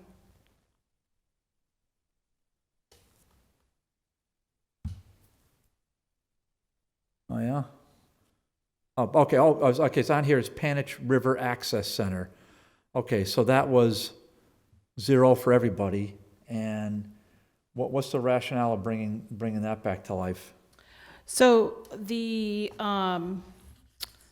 when we realized that we had this sum of money, we put word out to DPW and to the Parks Department about what projects that were not funded last year, would they like to see funded, or were there projects where they thought additional funding would be necessary? And these are the projects that they spoke up about, and then we sent it over to the mayor for sort of a preliminary, what do you think of this approach? And he gave his blessing to move forward with a reprogramming based on this. So it seemed fair. It's a fair part of a fair way to do the process, that projects that had applied for funding but weren't funded basically get dibs at extra money. And like I said, we couldn't go out and do public services because we're capped. HUD caps that, and those are already fully funded. Okay, so this is for that boathouse, okay, and so to put a heating, ventilation, and air conditioning system in there at $47,000, okay, well, I guess that's what it is, so.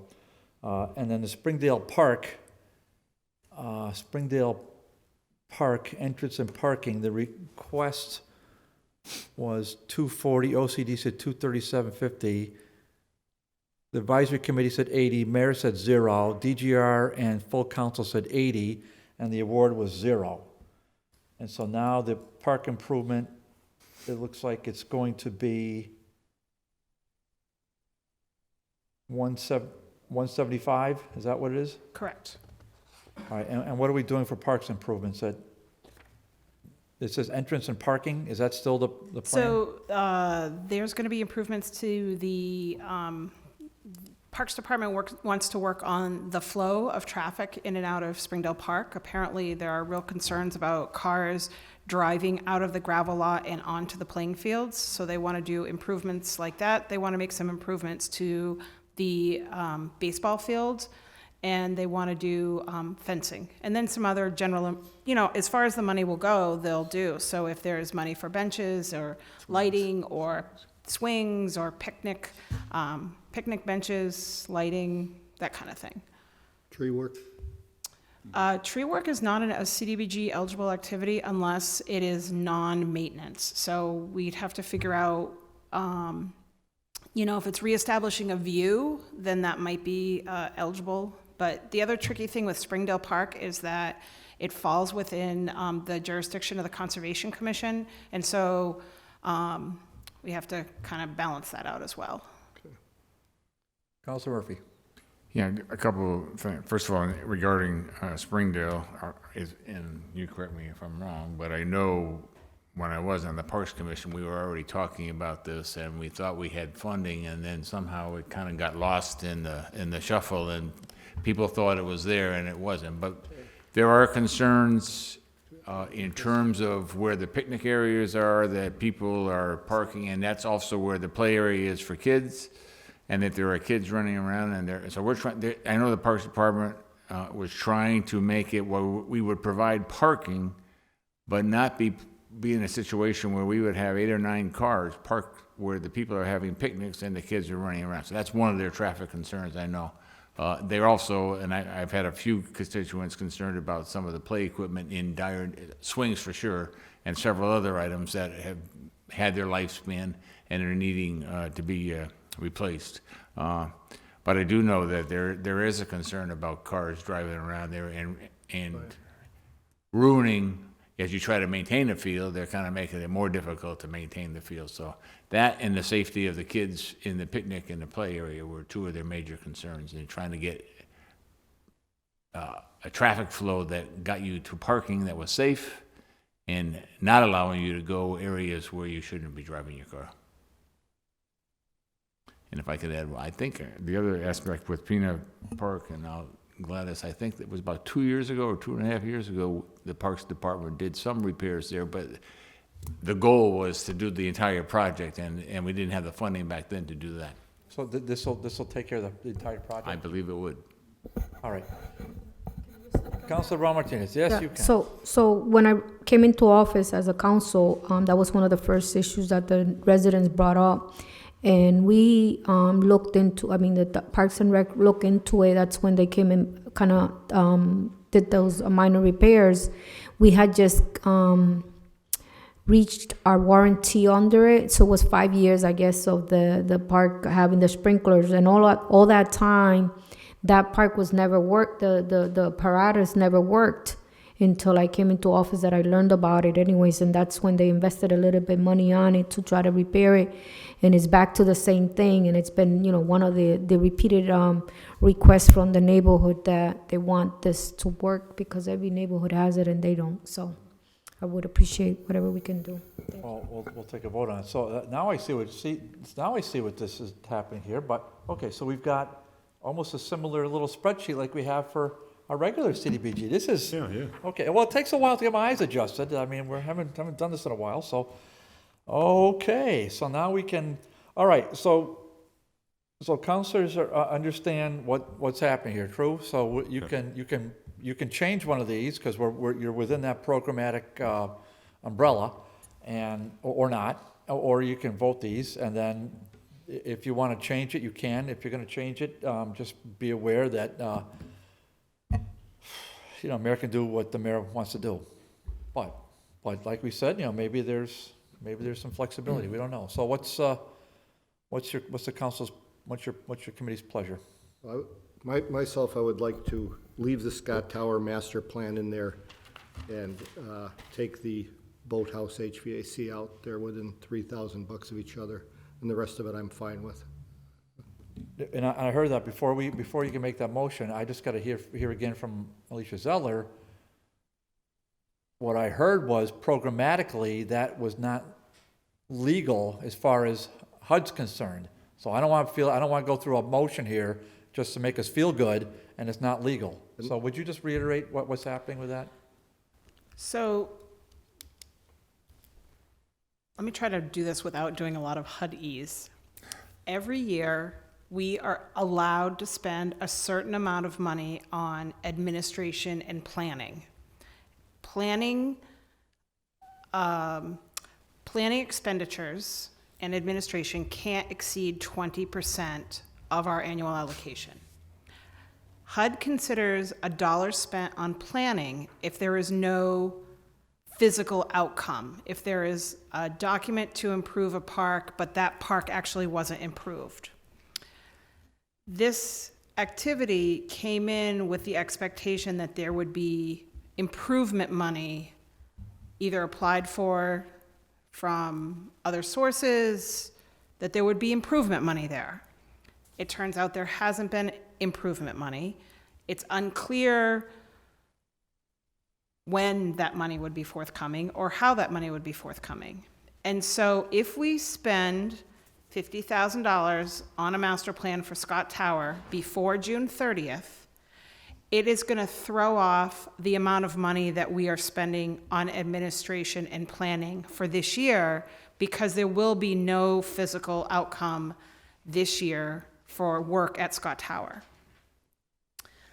If we set it up, if you all are absolutely adamant that Scott Tower's master plan stays in and the mayor agrees, we would work to make sure that we are not in violation of any of HUD's requirements, which could include taking this money and spreading it over the rest of this fiscal year and into next fiscal year. Because remember, we're already in January.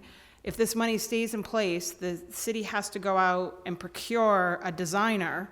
And so now we're looking at like March, April, we won't have spent all the $50,000 in this year, and I can absorb it in our planning budget, in our admin budget,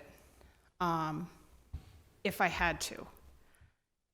It complicates a whole lot of factors. We're still back to the idea that we're spending money on a planning document with no physical outcome at Scott Tower. But if you all representing the community are saying to me, we really want this, then I would encourage you to take the vote to leave it in.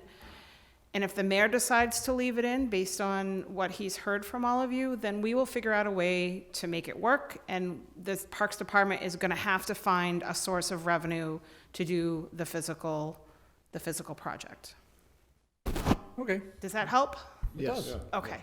It does. So it sounds like it's doable. I heard what what the Council Sullivan says. Is there a second for that? I'll second it. Okay, motion made and seconded for that. Could I just ask a question? You can, Uh, under discussion, Council Again, the Murphy. same, and I know when I was with the Parks Commission, we were going after parks grants and all that kind of thing. I'm just wondering, and again, you correct me if it's impossible, but if the 50,000, we wouldn't be better doing the 50,000 from another source with the idea that the park grant might be able to, and then we would use community development funds to actually do some of the projects along with park grant. And then you wouldn't be in a situation where potentially you're forfeiting the administrative money. Council Sullivan. Yeah, through the chair, I can answer that for you. We've already passed the deadline for CPA, so we'd be putting that off for another year and a half, something like that. We'd be looking at 2021. But you're assuming CPA is the only way. I mean, I know we talked, Councilor McGivern was just talking about the cell phone thing. I mean, and I would think the Parks Department has been looking at it. I don't know where they are with park grants. True, and I don't believe the cell phone thing was a truly significant amount of money to cover something like that. Oh, I believe it is. I mean, the cell phone might be, I'm gonna think the high water mark for the cell phone be 80,000 in revenue, but I think a lot of that gets expended on programs at community fields, staff at community fields, so upkeep, community field. I mean, I think the money gets used, so. I mean, if I can, at least, I know when I was on the Parks Commission, much of the cell tower went to go into community field projects, and obviously, the Scotts Tower could be a complementary to the community field project. So I don't know if some of that can be transferred, but that's also a possibility. I would hate to put this there and not do something else in the hope that we're gonna get it, rather than, work to get the money to do the plan and then seek money to do out of this. I guess I agree with both of you, which is sadly, but it'd be nice if there was, if you put money in for a Scotts Tower like this, you would have thought that there would have been an impetus behind it, because there was a game plan to move it forward. But time goes by, and next thing you know, we're possibly jeopardizing the administrative fund. So I don't know what to say about it, but we should take a vote. Council Sullivan, yep. I'll make one last comment on that. Without a plan, we're never going to know what money's to ask for. So, which chicken or egg, horse before the cart, take it. But I want to see this plan, and I want to see the pressure on the city government, on the Parks Department, on everybody to get something going up there. Okay. Well, motion made and seconded to Councilor Thomas. Yeah, I just want to make a comment, and I understand the need for that, the master plan and have a plan, and but I also agree, with Councilor Murphy about, putting the money forward now into that and not having any work down the road, and thinking that maybe in the next fiscal year you could use that time to get the money together for the plan and then continue if there was a big, I love the area. I've been up there as a kid. I remember Schumer Pool. I remember going hiking up to Scotts Tower, having my lunch up there when in 1969 when they're building, 91, going up there, climbing the hill and swimming. And it's a great area. And I do believe in that area. And I think it could be a nice park for families and people in the community. But to leave the money here when there's already other projects, to put towards, my thought is to wait until the next fiscal year to see if there's a real true community engagement of that area, to try to get a plan together, and then to take that time, because it could be a year or two before you even get that plan done, to forward that to the community and saying, this is what we want to do up here. We're trying to get state grants, we're trying to get cell tower money, we're trying to get other funding through various agencies, historical grants if it's a historical area. But I'd rather see this money as it is programmed to the different agencies, the different sidewalks and the pool and the boathouse, and especially Springdale Park, to to get this money within this time frame before, you know, HUD says, no, wait a second, you gotta do this. This is your time frame, and we gotta take care of this. And it's not something unusual. We've done this for several years. I've been doing this probably for 20 years, where you get reprogrammed money and you use it, money left over, and you use it to another area that money was actually shorted or wasn't put into the fund for block grant money. So, you know, even though I do endorse the Scott Tower area, and I just think we should wait until the following fiscal year and take this money and allocate it to these projects that are already, you know, waiting for the money, funding to take care of. Okay, Councilor Graney, briefly. Just one quick question. How do we put pressure on, you know, on the city to take a good, hard look at Scott's Tower Talk and to the do mayor. something up there? There's your answer. Talk to the mayor. Talk to the mayor? Yeah, all right. Well, All we right. gotta find him first. Well, all right, well, okay, so I think it's voting time on this. Like I said, I think you all realize this is, you know, fantasy world, but, so there's a motion made, motion seconded to,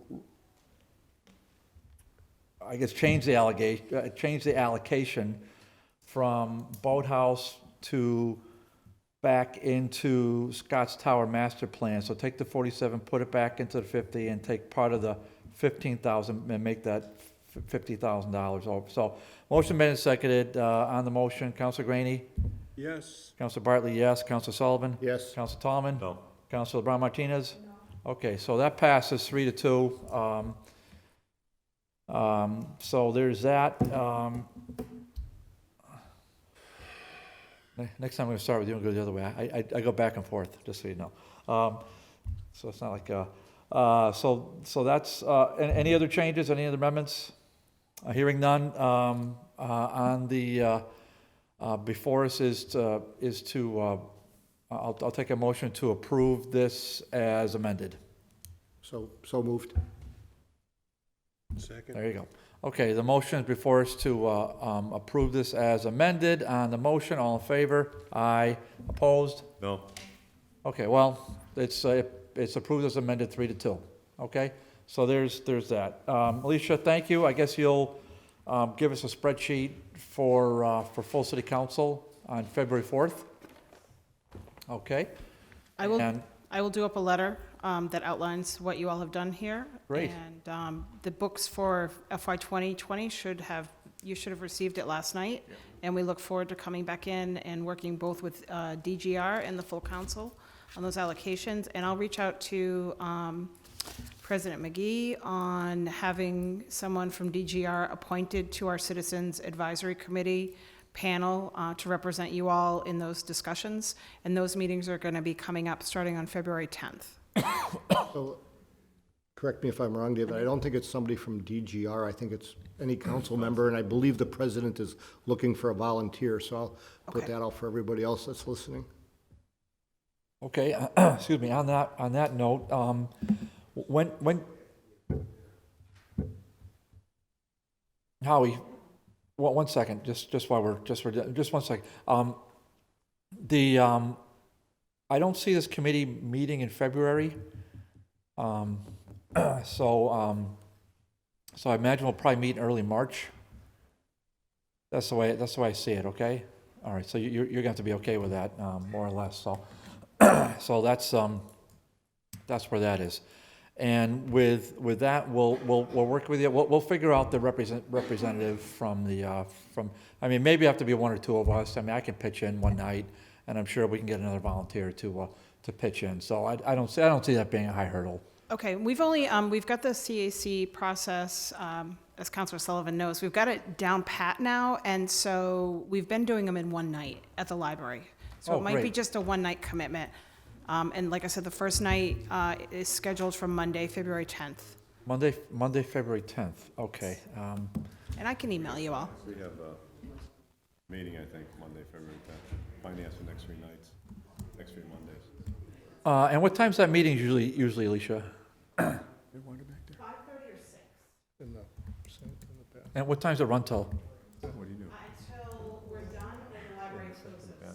Which is 8 o'clock? 8 o'clock. Oh, okay, so that's not terrible.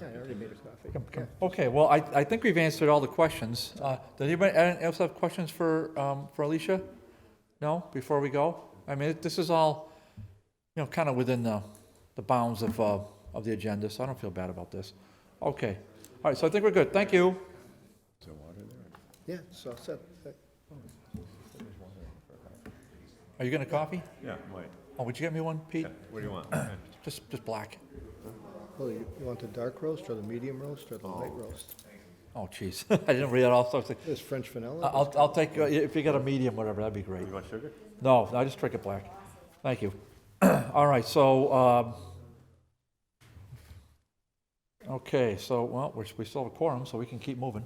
All right, let me just get my agenda here. Let's skip over 3 and 4. Let's skip those to last.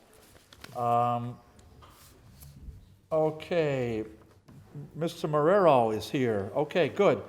So, Marcos, are you 5, 6, 7, and 8? I think you are. I think you are. Okay, so I'm gonna get a motion to suspend the rules, go out of order, and put in a package agenda items 5, 6, 7, and 8. So you say so moved, and then you say Yep. second, Gladys. Okay, you've been on this committee, I know for half a second, but you're counselor for 8 years, so, all right, so motion made and seconded to suspend the rules, go out of order, and take 5, 6, 7, 8 as a package. On the motion, all in favor? Aye, okay. All right, so, I'm just picking on you, Gladys, you know that. Item 5, 123 Pine Street.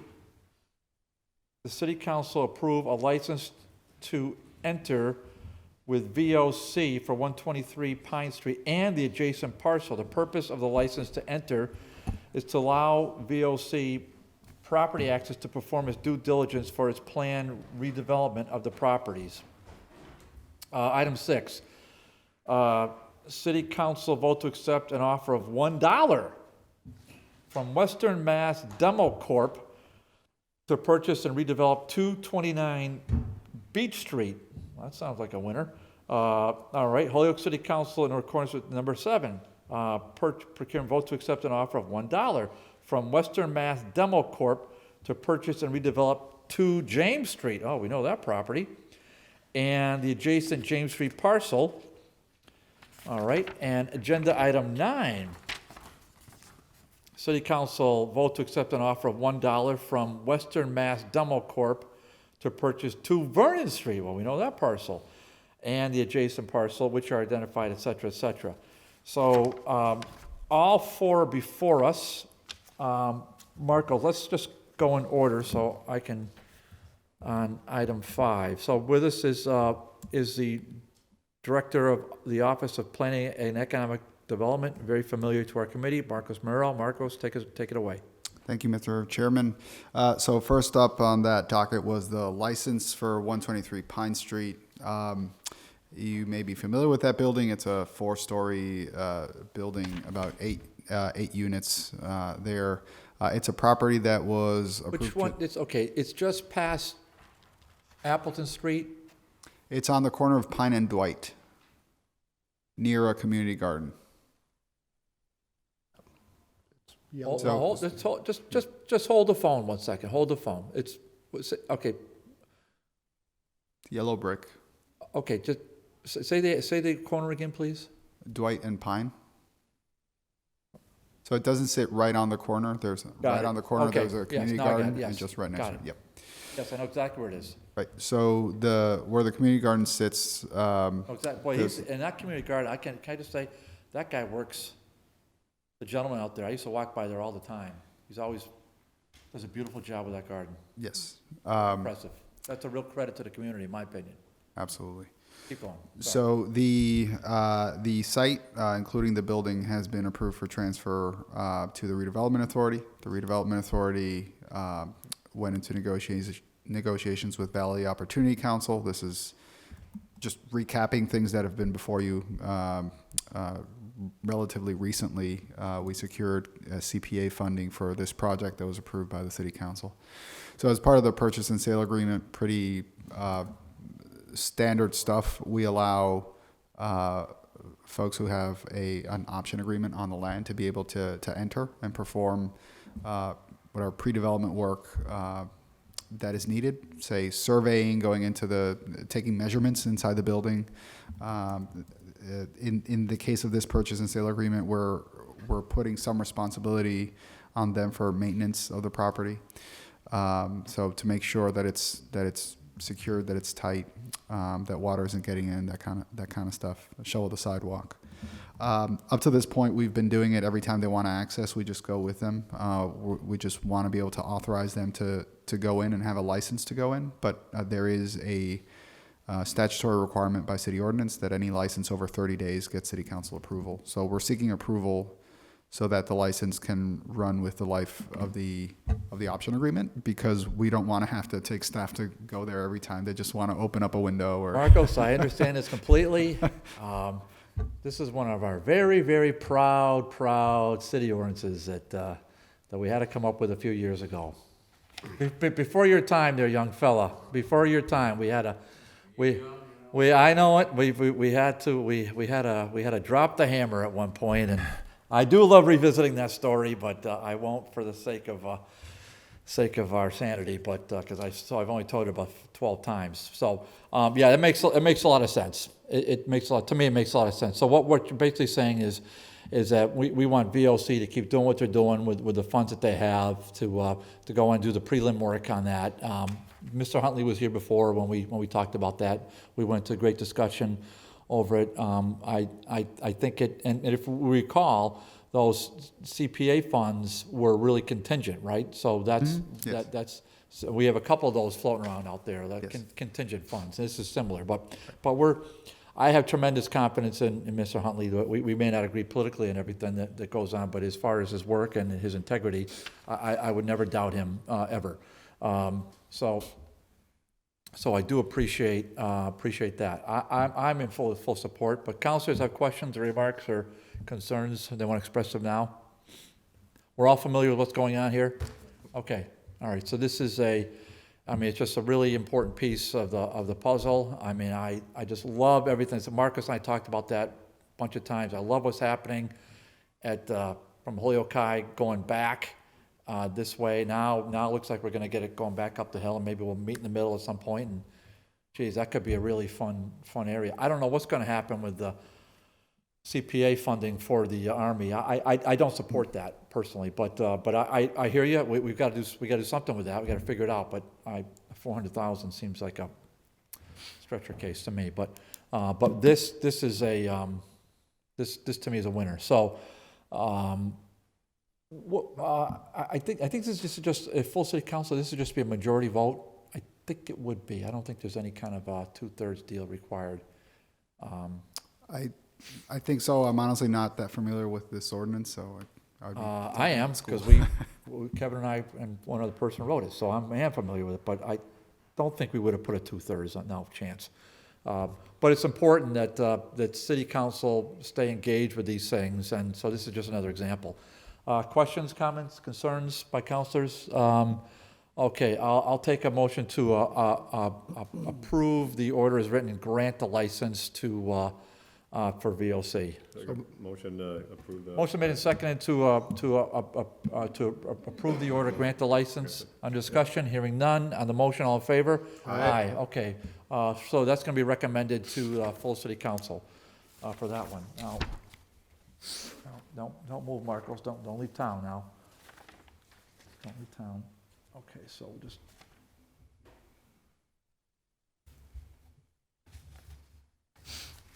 Okay. All right. Marcos, moving west. Go ahead. So the other three agenda items are two single family homes and a former commercial property, a social hall. Yep, go ahead. These three properties, 229 Beech Street, 2 Vernon, and 2 James, have represented a significant liability for the city for a long time.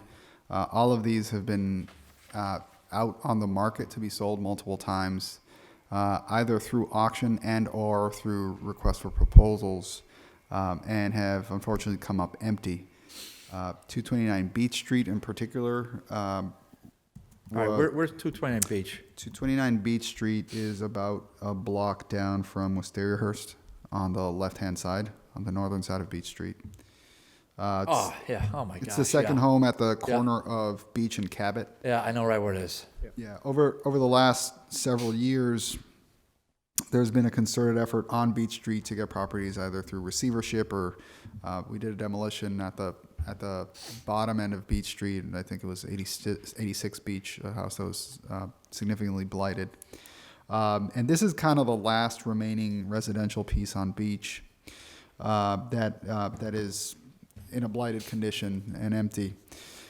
We've tried putting a development incentive, tying it to this property. Something similar had worked across the street where I think it was either home or CDBG funds that the city used for that, and provided a home ownership opportunity. And we were coming up blank on this one. So Dale Unsdorfer from Western Mass Demolition has proposed acquiring this property for $1 to rehab it for rental. He has also come in with a proposal. These were all separate requests for proposals, but he submitted proposals for all of them. For 2 James. Well, let's stick with 229 Beech Street for Sure. a second. So, Western Mass Demo Corp, what experience does it have as far as rental properties and in Holyoke? What's it done so far, Marcos? Well, that's actually why I was trying to explain it in the narrative together. Western Mass Demolition Corp. itself has not done a rehabilitation work. Of course, I would say Dale Unsdorfer is right here. I see him, obviously, but we're talking to you, so. I would invite the committee later on to talk with him. His interest is to move the corporation towards expanding its portfolio of abilities towards rehabilitating homes. And what was interesting for us in evaluating these proposals was that it presented, from the standpoint of the immediate steps of development, a very low risk in our characterization for moving forward, because 2 James Street and 2 Vernon Street, which are they're mirror properties on parallel streets in the Ingleside neighborhood, really require demolition as the first step. And so taking on 229 Beech Street by itself was not attractive enough for Mr. Unsdorfer.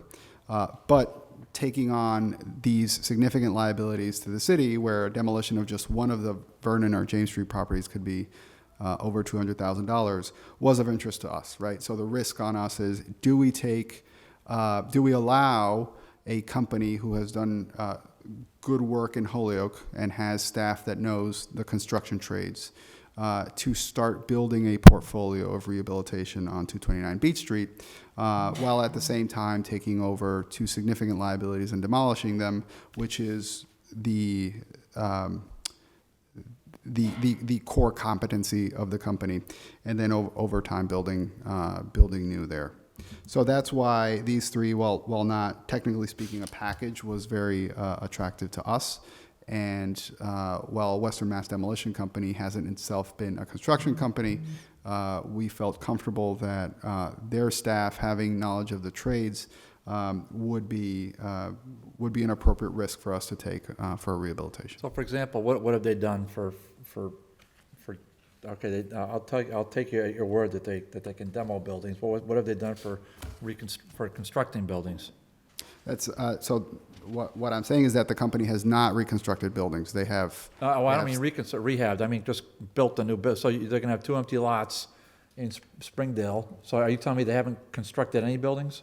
Well, just like most big development companies, that they're not the ones doing the actual construction. The project management and the general contractor is coordinating amongst the series of consultants and workers, very similar to some of the work that we do as a city, right? Like I'm not a builder, but when we coordinate construction projects, that's very similar, right? So a demolition company has to coordinate amongst masonry professionals, electricians, plumbers, design professionals, to have a design and have a construction done. So while they have not done that, they've, in their process, in their core competency of demolition, they coordinate that type of work all the time. All right, Councilor Murphy, you got a position on this? I've got concerns. I definitely believe the Vernon Street property is a prime candidate for demolition, and if there's some negotiation that takes place to help get that done. I did go to the James Street property on my way here tonight, and you know, I was going to ask, and now that I'm seeing the Beech Street one, which was taken in 17, and the James Street was taken in 18. I mean, obviously, I didn't get inside, but I was kind of thinking if that was able to be rehabbed as well, as it appears Beech Street is going to be. That was something I would, you know, I would be interested in hearing why that one can't be while the other one could be. And again, then the other question would be, if in fact we're demolishing, then how quickly we're going to get something else put there, and what are we going to get put there? And I know I did speak with, if I can call you Dale, that's okay, last week, and you know, I know there was still some issue in terms of at Vernon Street. He had some options he was looking at, which I think we should listen to what he's got to say, because they were definitely different options. But again, at that point, I was thinking James Street was totally for demolition. But then I went, and again, I'm not a construction person, I'm not a Mike Sullivan, but I just wondered why that one would not be rehabbed, since it's only 2 years in our tax title. So Mike Sullivan's a demo person too. He doesn't know about building anything. Oh, He knows how to okay. destroy things. I was Mike giving Sullivan him does. extra credit, because he's a good man. Mike Sullivan knows how to crush things. I must correct you all on that. I do have quite a bit of rehab experience. I've I know you done don't. several 20,000-foot historic structures. There you go. so. All I right. definitely think that the Turnhouse has All to right, so go. does it, before, I don't mind suspending the rules and allowing that, if he wants to speak to us, he can, but, anybody have questions for Mr. Morel before we do that? Gladys, go ahead. Into the microphone, please. Didn't we have like an assessment of the building, like on Vernon Street, and it was really in a very deplorable situation? We've had walkthroughs of the Walkthrough? building. You know, this was the only proposal that we had for James Street. So if the question is why is the proposal to demolish and not to rehabilitate, I think that's a question for the person who thinks that demolishing and building new is better than rehabilitating. What usually happens with properties that have been vacant for a long time is they deteriorate with time, as you well know. I'm not telling you anything that you don't know. And so at some point, you know, people make the decision it's worth it to me more to build new than rehab a piece of property. In Mr. Unsdorfer's estimation, that's where his point is. If our priority is saving the building, then certainly we wouldn't have to sell it. But I'm here telling you that we've tried to sell it before. We haven't gotten any bites on that apple, and people have walked it. We haven't garnered the interest to rehab it. Thank you. Council Sullivan? Yeah, and I can also state beyond a doubt that Vernon Street and James Street are both beyond hope at this point. And if we don't do something, it's going to be on the city to demolish them. So. Okay, Senator, do you want to address this at all? You want to take a couple of questions, or you want to hang back? Okay, I'll take a motion to suspend the rules, allow the public to speak. Suspend the rules, allow the public to speak. Motion made, second, to suspend the rules, allow the public to speak. On discussion, hearing none on the motion, all in favor? Aye. Okay, let's just take it from the top, first of all. Spell your name. Not the Dale, I think I can handle that. but- D-A-L-E. Yeah, U-N-S-D-E-R. You want to put the mic on? Put the mic on. Mike, yeah. okay. I heard it, so Dale Unsdorfer, and the address of your corporation, Repeat that. the address of your corporation? Demolition. Yeah. Oh, is it- address is Well, wait a minute, 50. just wait a minute. It's Western Mass Demo Corp. It's a corporation, right? Yep. Okay, so what's the address of your corporation, of your business, please? 50 Medeiros Way in Westfield. All right, well, welcome, sir. Okay, so why don't you give us your perspective on what's happening with these properties? The Vernon Street property is, Yeah, go ahead. what's that? Any of them, yeah, take whatever. Vernon and James are both far past repair. And we do a lot of work in Holyoke, and I see it coming back and good things happening here.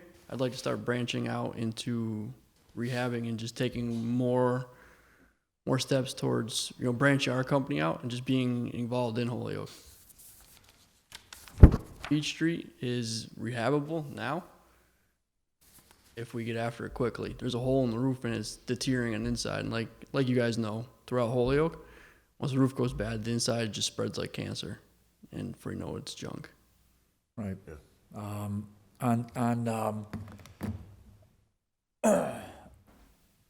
Okay, so what would be your plan of attack? So for these three properties. So if we approve this, then you would have them on your balance sheet, and what would you do and when? We would start immediately on Beech Street, being wintertime and the company's slower now. I'd like to get in and just completely gut the inside out and just start rehab. And Vernon and James would both be demoed before spring. Just being a clean lot, and then we have to get zoning approvals and find out what we can and can't do there, because Vernon has 2 lots. But I'm sure there's setbacks and things that have to be assessed for what we can and can't do there. Okay, so right now, is there a, if you got everything you wanted at Vernon Street, all your dreams came true for zoning and all that, what would you intend to build there? 2 duplexes, rental properties that we would own, Okay. as far as James Street too. Okay, 2 duplexes on James Street? Or No, one on James Street. Okay, so there's 2 lots on Vernon, and there's one lot on James. There's 2 lots on James as well. Oh, okay. Yep. There's 2 lots on James. Yeah, but I don't think with zoning and setback, that's, It's tight. yeah, Yeah, it is- I don't think it's usable. It is tighter, I just want. It's it 2 is- lots, but yeah. like a grandfathered in type deal, not legit. Well, it is possible, I suppose. Have you been to James Street? I have. I used to deliver Meals on Wheels there. Did it for 9 years. I don't know where you were at the time, but I was feeding the senior citizens. So there you go. I've been there more than 50 times. So hope that helps. A little bit about my resume, Terry. You didn't know that, did you? No, I didn't. It was all volunteer work. Did you know? There's hardly I room wasn't for a one senior then. driveway there, let There you alone go. 2. There you Spent some time go. on Vernon Street, too. There you go. That's right. Deliver Meals on Wheels there too, and on Vernon Street. Went there more than once. More than once to Turn Hall. Council Tallman. Yeah, thanks for coming in and wanted to spread out and invest in our city. My concern is a timeline. I know you said you wanted to start the demolition maybe in the spring or before the spring. I'd like to have the demos done before the spring. And how long after that would you start to consider getting somebody to build on those properties, those lots? Like within a year or? Oh, definitely, because they're useless to me with nothing on them. There's no income with nothing on them. Well, you definitely would build on them Oh, I mean, as soon as possible. as soon as possible. It wouldn't be a wise business choice to just demo them and then have them sitting there as empty lots. I wouldn't. There would be no income from that. Right. I'm just, concerned because I know things take time, take money and capital and all that. And I'm just wondering how your company is willing to step up and put that investment into those lots, that's all. Because we see buildings come down all the time and we see vacant lots and they stay there for 2, 3, 4, 5 years. And I don't know if we have a right to say that we can't make them, is that true? We can't say that he's got to build. You can put a reverter in there. Sure you can, but To build on it, we can do that. I know there's reverters, but I mean, can we? you can do it. You can say anything you want. I mean, I think that's important to get that into place, like so many months where if he takes a building down, but it's his property, right? Once he takes it down, or takes ownership of the, Yes, presumably we close on the sale before he does the demolition. He wouldn't be doing demolition on our property. right. He'd have to close, and then, so you could do that before that. Say that you have to build within, say, 12 months. I can't unilaterally answer that because the way that it's being expressed here is not the way that we express this in the RFP, so it would have to be agreed upon by the applicant. Usually, the way that we would do it is at the point that there is a demolition, So I'll just stop there. It's not expressed that way, so I can't state Right. completely unilaterally that is the way that it will be. Well, how's it expressed in the RFP then? What are we obligated? I don't remember it, but so usually the way that we would do is that at project commencement, and the project commencement here would be the demolition of the property, because that takes care of the liability. So either there's we could have this discussion as part of the purchase and sale agreement with Western Mass Demo, to see if there's some sort of scaled reverter. We've done that in other projects, where it's not a complete yes or no on the there's a timeline, and there's a reversionary cost, right, that is reduced or it increases over time for the city, right? So if it's worth it for the city to take back the property, we could do it for something that's not $1, because Right, I think right. the issue is, without going too far into details or negotiation, the issue is to get the opposite party to agree to something like that is they have to take the full risk of something like a demolition, which would be in the order of a couple $100,000. And if they don't have absolute certainty at the time of signing the purchase and sale, it's a very high risk, right? So we would have to somehow try to mitigate the risk if we want the mechanism of taking the property back after the demolition. Yeah, well, Not that's, insurmountable, I'm just saying. right. And I understand, I believe they would do that, but I'm just saying, and I think it's saving the city, like you stated that, and I know the properties, both properties that are too far gone, that have to be taken down, and it'd be a big plus for the city to have that done. That also I'd like to see, something built. I mean, I take his word for it, but to try to put something in there where, within so many months, that the person that takes down the Western Mass would, Demo Corp would try to, would build on those two lots. I'd hate to see a couple, even though it'd be nicer than what they are now there. I'd like to see, and I'm sure that's what he wants to do too, to invest and to recoup some of that money, to have the duplexes. And I'm familiar with several of them in the city, somebody that had a lot up on Hampden Street by the old firehouse put a duplex there. It's been there probably 10 years, and I'm sure they got, most of their money back by that property. So that's just one of my concerns. Counselor Grady. Just a question for the gentleman, Dale. Do you have a contractor that you use on a regular scale? So we work with several contractors, yes. Primarily Next Gen Services out of Westfield, Southampton, Westfield. What was the name again? Next Gen Construction. And what would you, if you work with them, would you be the general contractor or something, or do you oversee them, or how does that? Rainey is the owner, and we've done several projects with him. You know? We, as a company, haven't done none, but we've subbed him out to do things for us. Okay. So we'd own the property. I wouldn't own the property. I would sub them to do the new construction, and then I would own the lots and have, become a landlord. Okay, so you would go out and get financing to pay him to build the duplexes? Is that what we're hearing? Yeah, financing, and the demo company would fund a lot of it. Okay. Oh, great. We would fund a lot of it in-house. We'd be doing all the work in-house, the demo, the abatement, project management, all that, and we would self-fund a lot of it. The rebuild, rehab, all of it. Oh, okay. So you may not need financing then? I'd rather do it without it. No doubt. Okay. Yeah. Councilor Murphy? Yeah, and I'm just kind of reading your proposal a little bit more in depth here. So on James Street, if I'm reading this correctly, it says that you're going to use Westfield Voc high school students? We had looked into using the school. We do some work with them already, some of their programs, with the business, using them and employing them. Mm-hmm. So I was looking into that a little bit, but you're limited on what you can do with them as children and being a school. But we do programs with them already, so it would be easy to just implement them in. So then the school construction program to build brand new homes 100% with students, that's not going to happen. It's You're looking to get students to assist, but they're not going to. The school was looking for properties to be donated to them, and they would then take the children and go out and, you know, build homes. But it was just an idea they pitched to me, and then I'm finding now in this process, it's not really a feasible thing. As far as business goes, you know, because it takes money to make money, and I can't be just sitting around waiting for a school for 6 years to build me a house. No, and then students there this today and not there tomorrow, so. Yeah. We do employ the kids through a co-op program.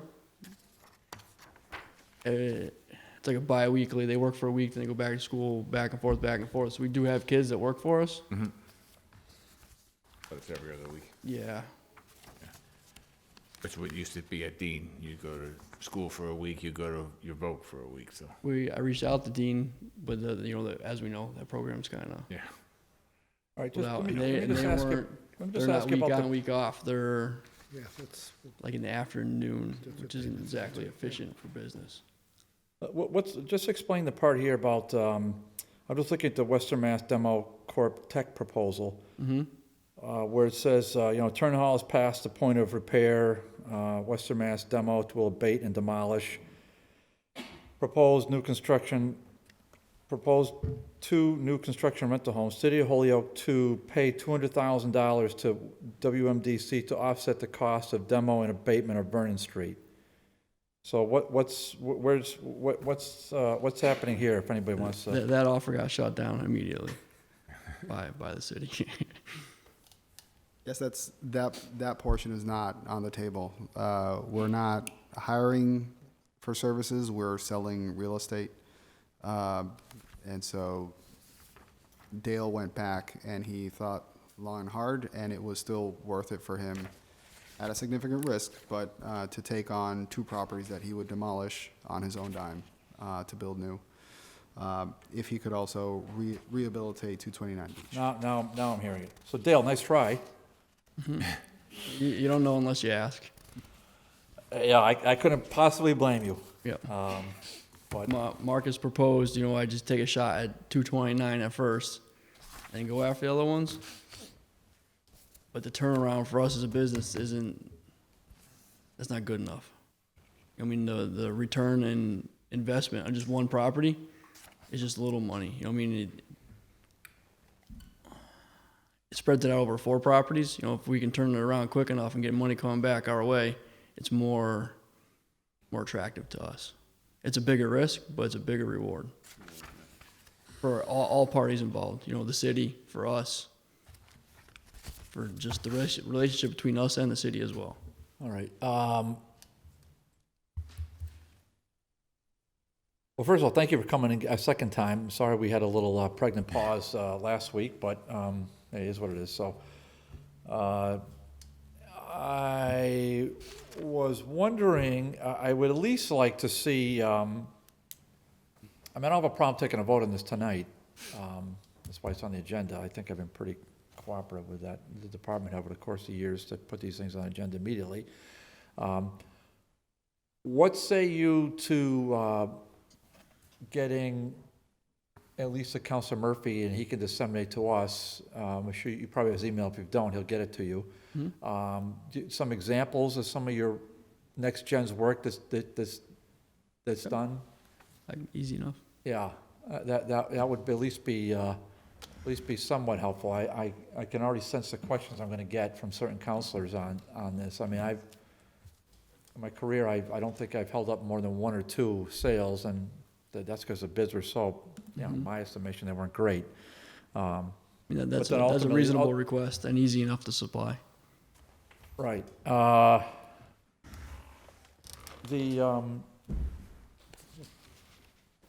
rest of it, I mean, listen, we gotta march these things forward. I don't mind taking I can do that. getting these off our balance sheet, but, I'm fine with that. I got a question or a comment for Dale also. well, which is it? Dale, Council Sullivan. Dale, just regarding the Beech Street property, Yeah. I hope you're aware, one of the things you are asking for there is a parking in the front, a paved parking area in the front, which I think could be an ordinance hurdle for you also. You ought to go into that eyes open also. Just because you get the property doesn't mean you're gonna get the, Yes. What do you propose? Put paved parking? I'd like In to front put of the I'd house? like to put a curb cut there and put a driveway with a parking area in front of the house, because there's no parking except for street, There's no off-street parking? none. What's that parking in? Street, yeah, there's a car there. There's a car in the driveway. That's for the house next door. Ah, I know these properties, all of them, very well. okay. Yeah, it's, I've been through and through these. Well, Holyoke doesn't allow parking right in front of the house, so that's going nowhere. But is there room to the side somehow? Up the left side, Correct, the left side. with excavation and a curb cut and, permission and blah, blah, blah. Council, is it a special permit by the council? Would be. Yeah, well, at least there'd be some hope to the side of the house, but in front of the house, no, we don't. What do I tell you? Some communities do allow it, for Yep. sure. They allow like little half-moon driveways. That's, But Holyoke does not. okay, So- then I guess that's off the table then. But, well, I mean, listen, I don't think, but I wouldn't get your hopes up. I guess that's my comment on that, but,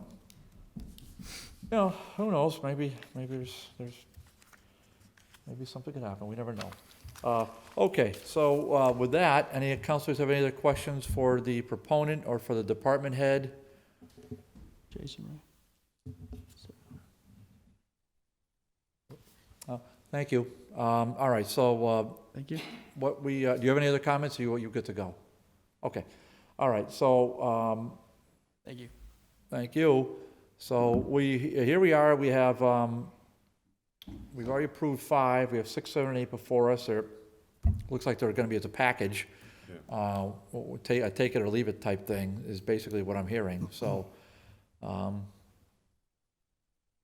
Council Sullivan, any more comments? You good? I would make a motion to approve all three. I'll second that. Motion's made and seconded to approve all 3. Under discussion, hearing none on the motion. All in favor? Aye. Opposed? None. Okay. All right, so we'll recommend that to the full city council, and we thank you, okay? Thank you. All right. Number 10, we're going to leave on the table because that needs a public hearing. If I could get a motion to take suspend the rules, take 3 and 4 off the table, that'd be great. Suspend the rules and take items number 3 and 4 off the table for discussion. Second? Motion made second, take 3 and 4 out, to suspend the rules, take 3 and 4 off the table for discussion on the motion. All in favor? Aye. Okay, let's see. On 3, we're gonna say complied with because we already see that up on the city's website. I haven't seen it on channel, I have seen it on channel 15, so that's good. I haven't seen it on the HPS website, but this is good. We're moving this along, and we will certainly have somebody from the census come in when we meet again in March. We'll have kind of a regional administrator come in and tell us what's going on with the census. I mean, it's so vital on so many levels, but to a municipality, you gotta be able to count the people. Number 4, I haven't heard anything on that one, so I didn't hear from the mayor's office was invited, but what are you gonna do? So at least, but I did hear from Andres immediately on 3, and I want to thank Andres for getting this up on the website. It looks good. I'm very thankful for that. I think I'm encouraged by that. I did see it on channel 15 as well, so I'm encouraged by that. On the other one, I don't know what to say about that, except I hope that the mayor's office will come back with a communication or at some point and say that this is what they plan to do. So I think I'll just leave that on the table for now and go from there. So I'll just take a motion that 3's complied with. Motion that item number 3 is complied with. Wait a and second, the number, you have a comment? Item 3? Yeah, if I can. Oh, go ahead. I'm sorry, you didn't have your hand up. Okay, Council Murphy, go ahead. Yeah, first of all, I think these were great orders, because obviously we need to be in a situation where we all get to hear the information correctly. And as you were talking, I was just thinking of city council, and I don't know if it was Gladys or it might have been Josie that talked about it a couple weeks ago, to also try to get our city council meetings somehow where we could have an interpretation or some kind of Titles, yeah. subtitle on the bottom. And I don't know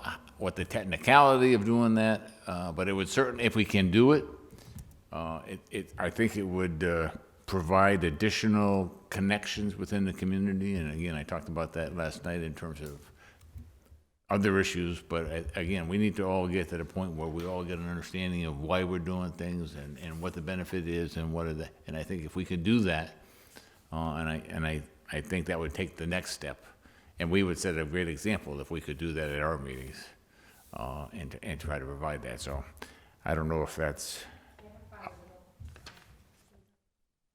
Councilor Bon Martinez. Go ahead. I had filed an order for that to request the subtitles sometime many years ago when I was at the school board, through some fundings through the Avanza. We had subtitles of the meetings back in the days, about 15, 16 years ago. Maybe now with the Holyoke media, I know that could be a project that they can take on and start doing it. And I know that Natalia mentioned that it's possible to be done, that could be subtitled. if you want to file that order, I would gladly It was co-sign filed. it. I had filed the Let's start one, request. let's start a new one, Gladys. Yeah, Let's okay. get the process. If you want to file that, I definitely will co-sign it with you. I will do so. But again. I congratulate Councilor Bartley for starting this discussion. And I think it's imperative for us to unite this community, so thank you. Thank you. Yeah, thank you. So I think I was happy to see 3 get complied with right away. Andres really should be credited with that because he got right on it. 4, I think I just have to get some communication from the acting mayor or from the deputy mayor or from the actual mayor, whenever they get back to us on that one.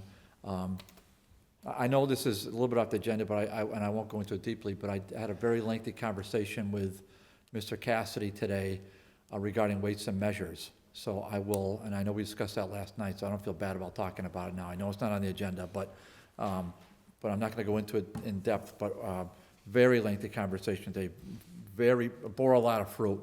And so we'll have a good update on the weights and measures issue. I'll get that typed up at some point this week, and we'll send that out. And I think you'll be interested in many of his comments as far as that goes. So that being said, we voted on 3. If we could just get a motion to table on 4. Motion to table item number 4. Second?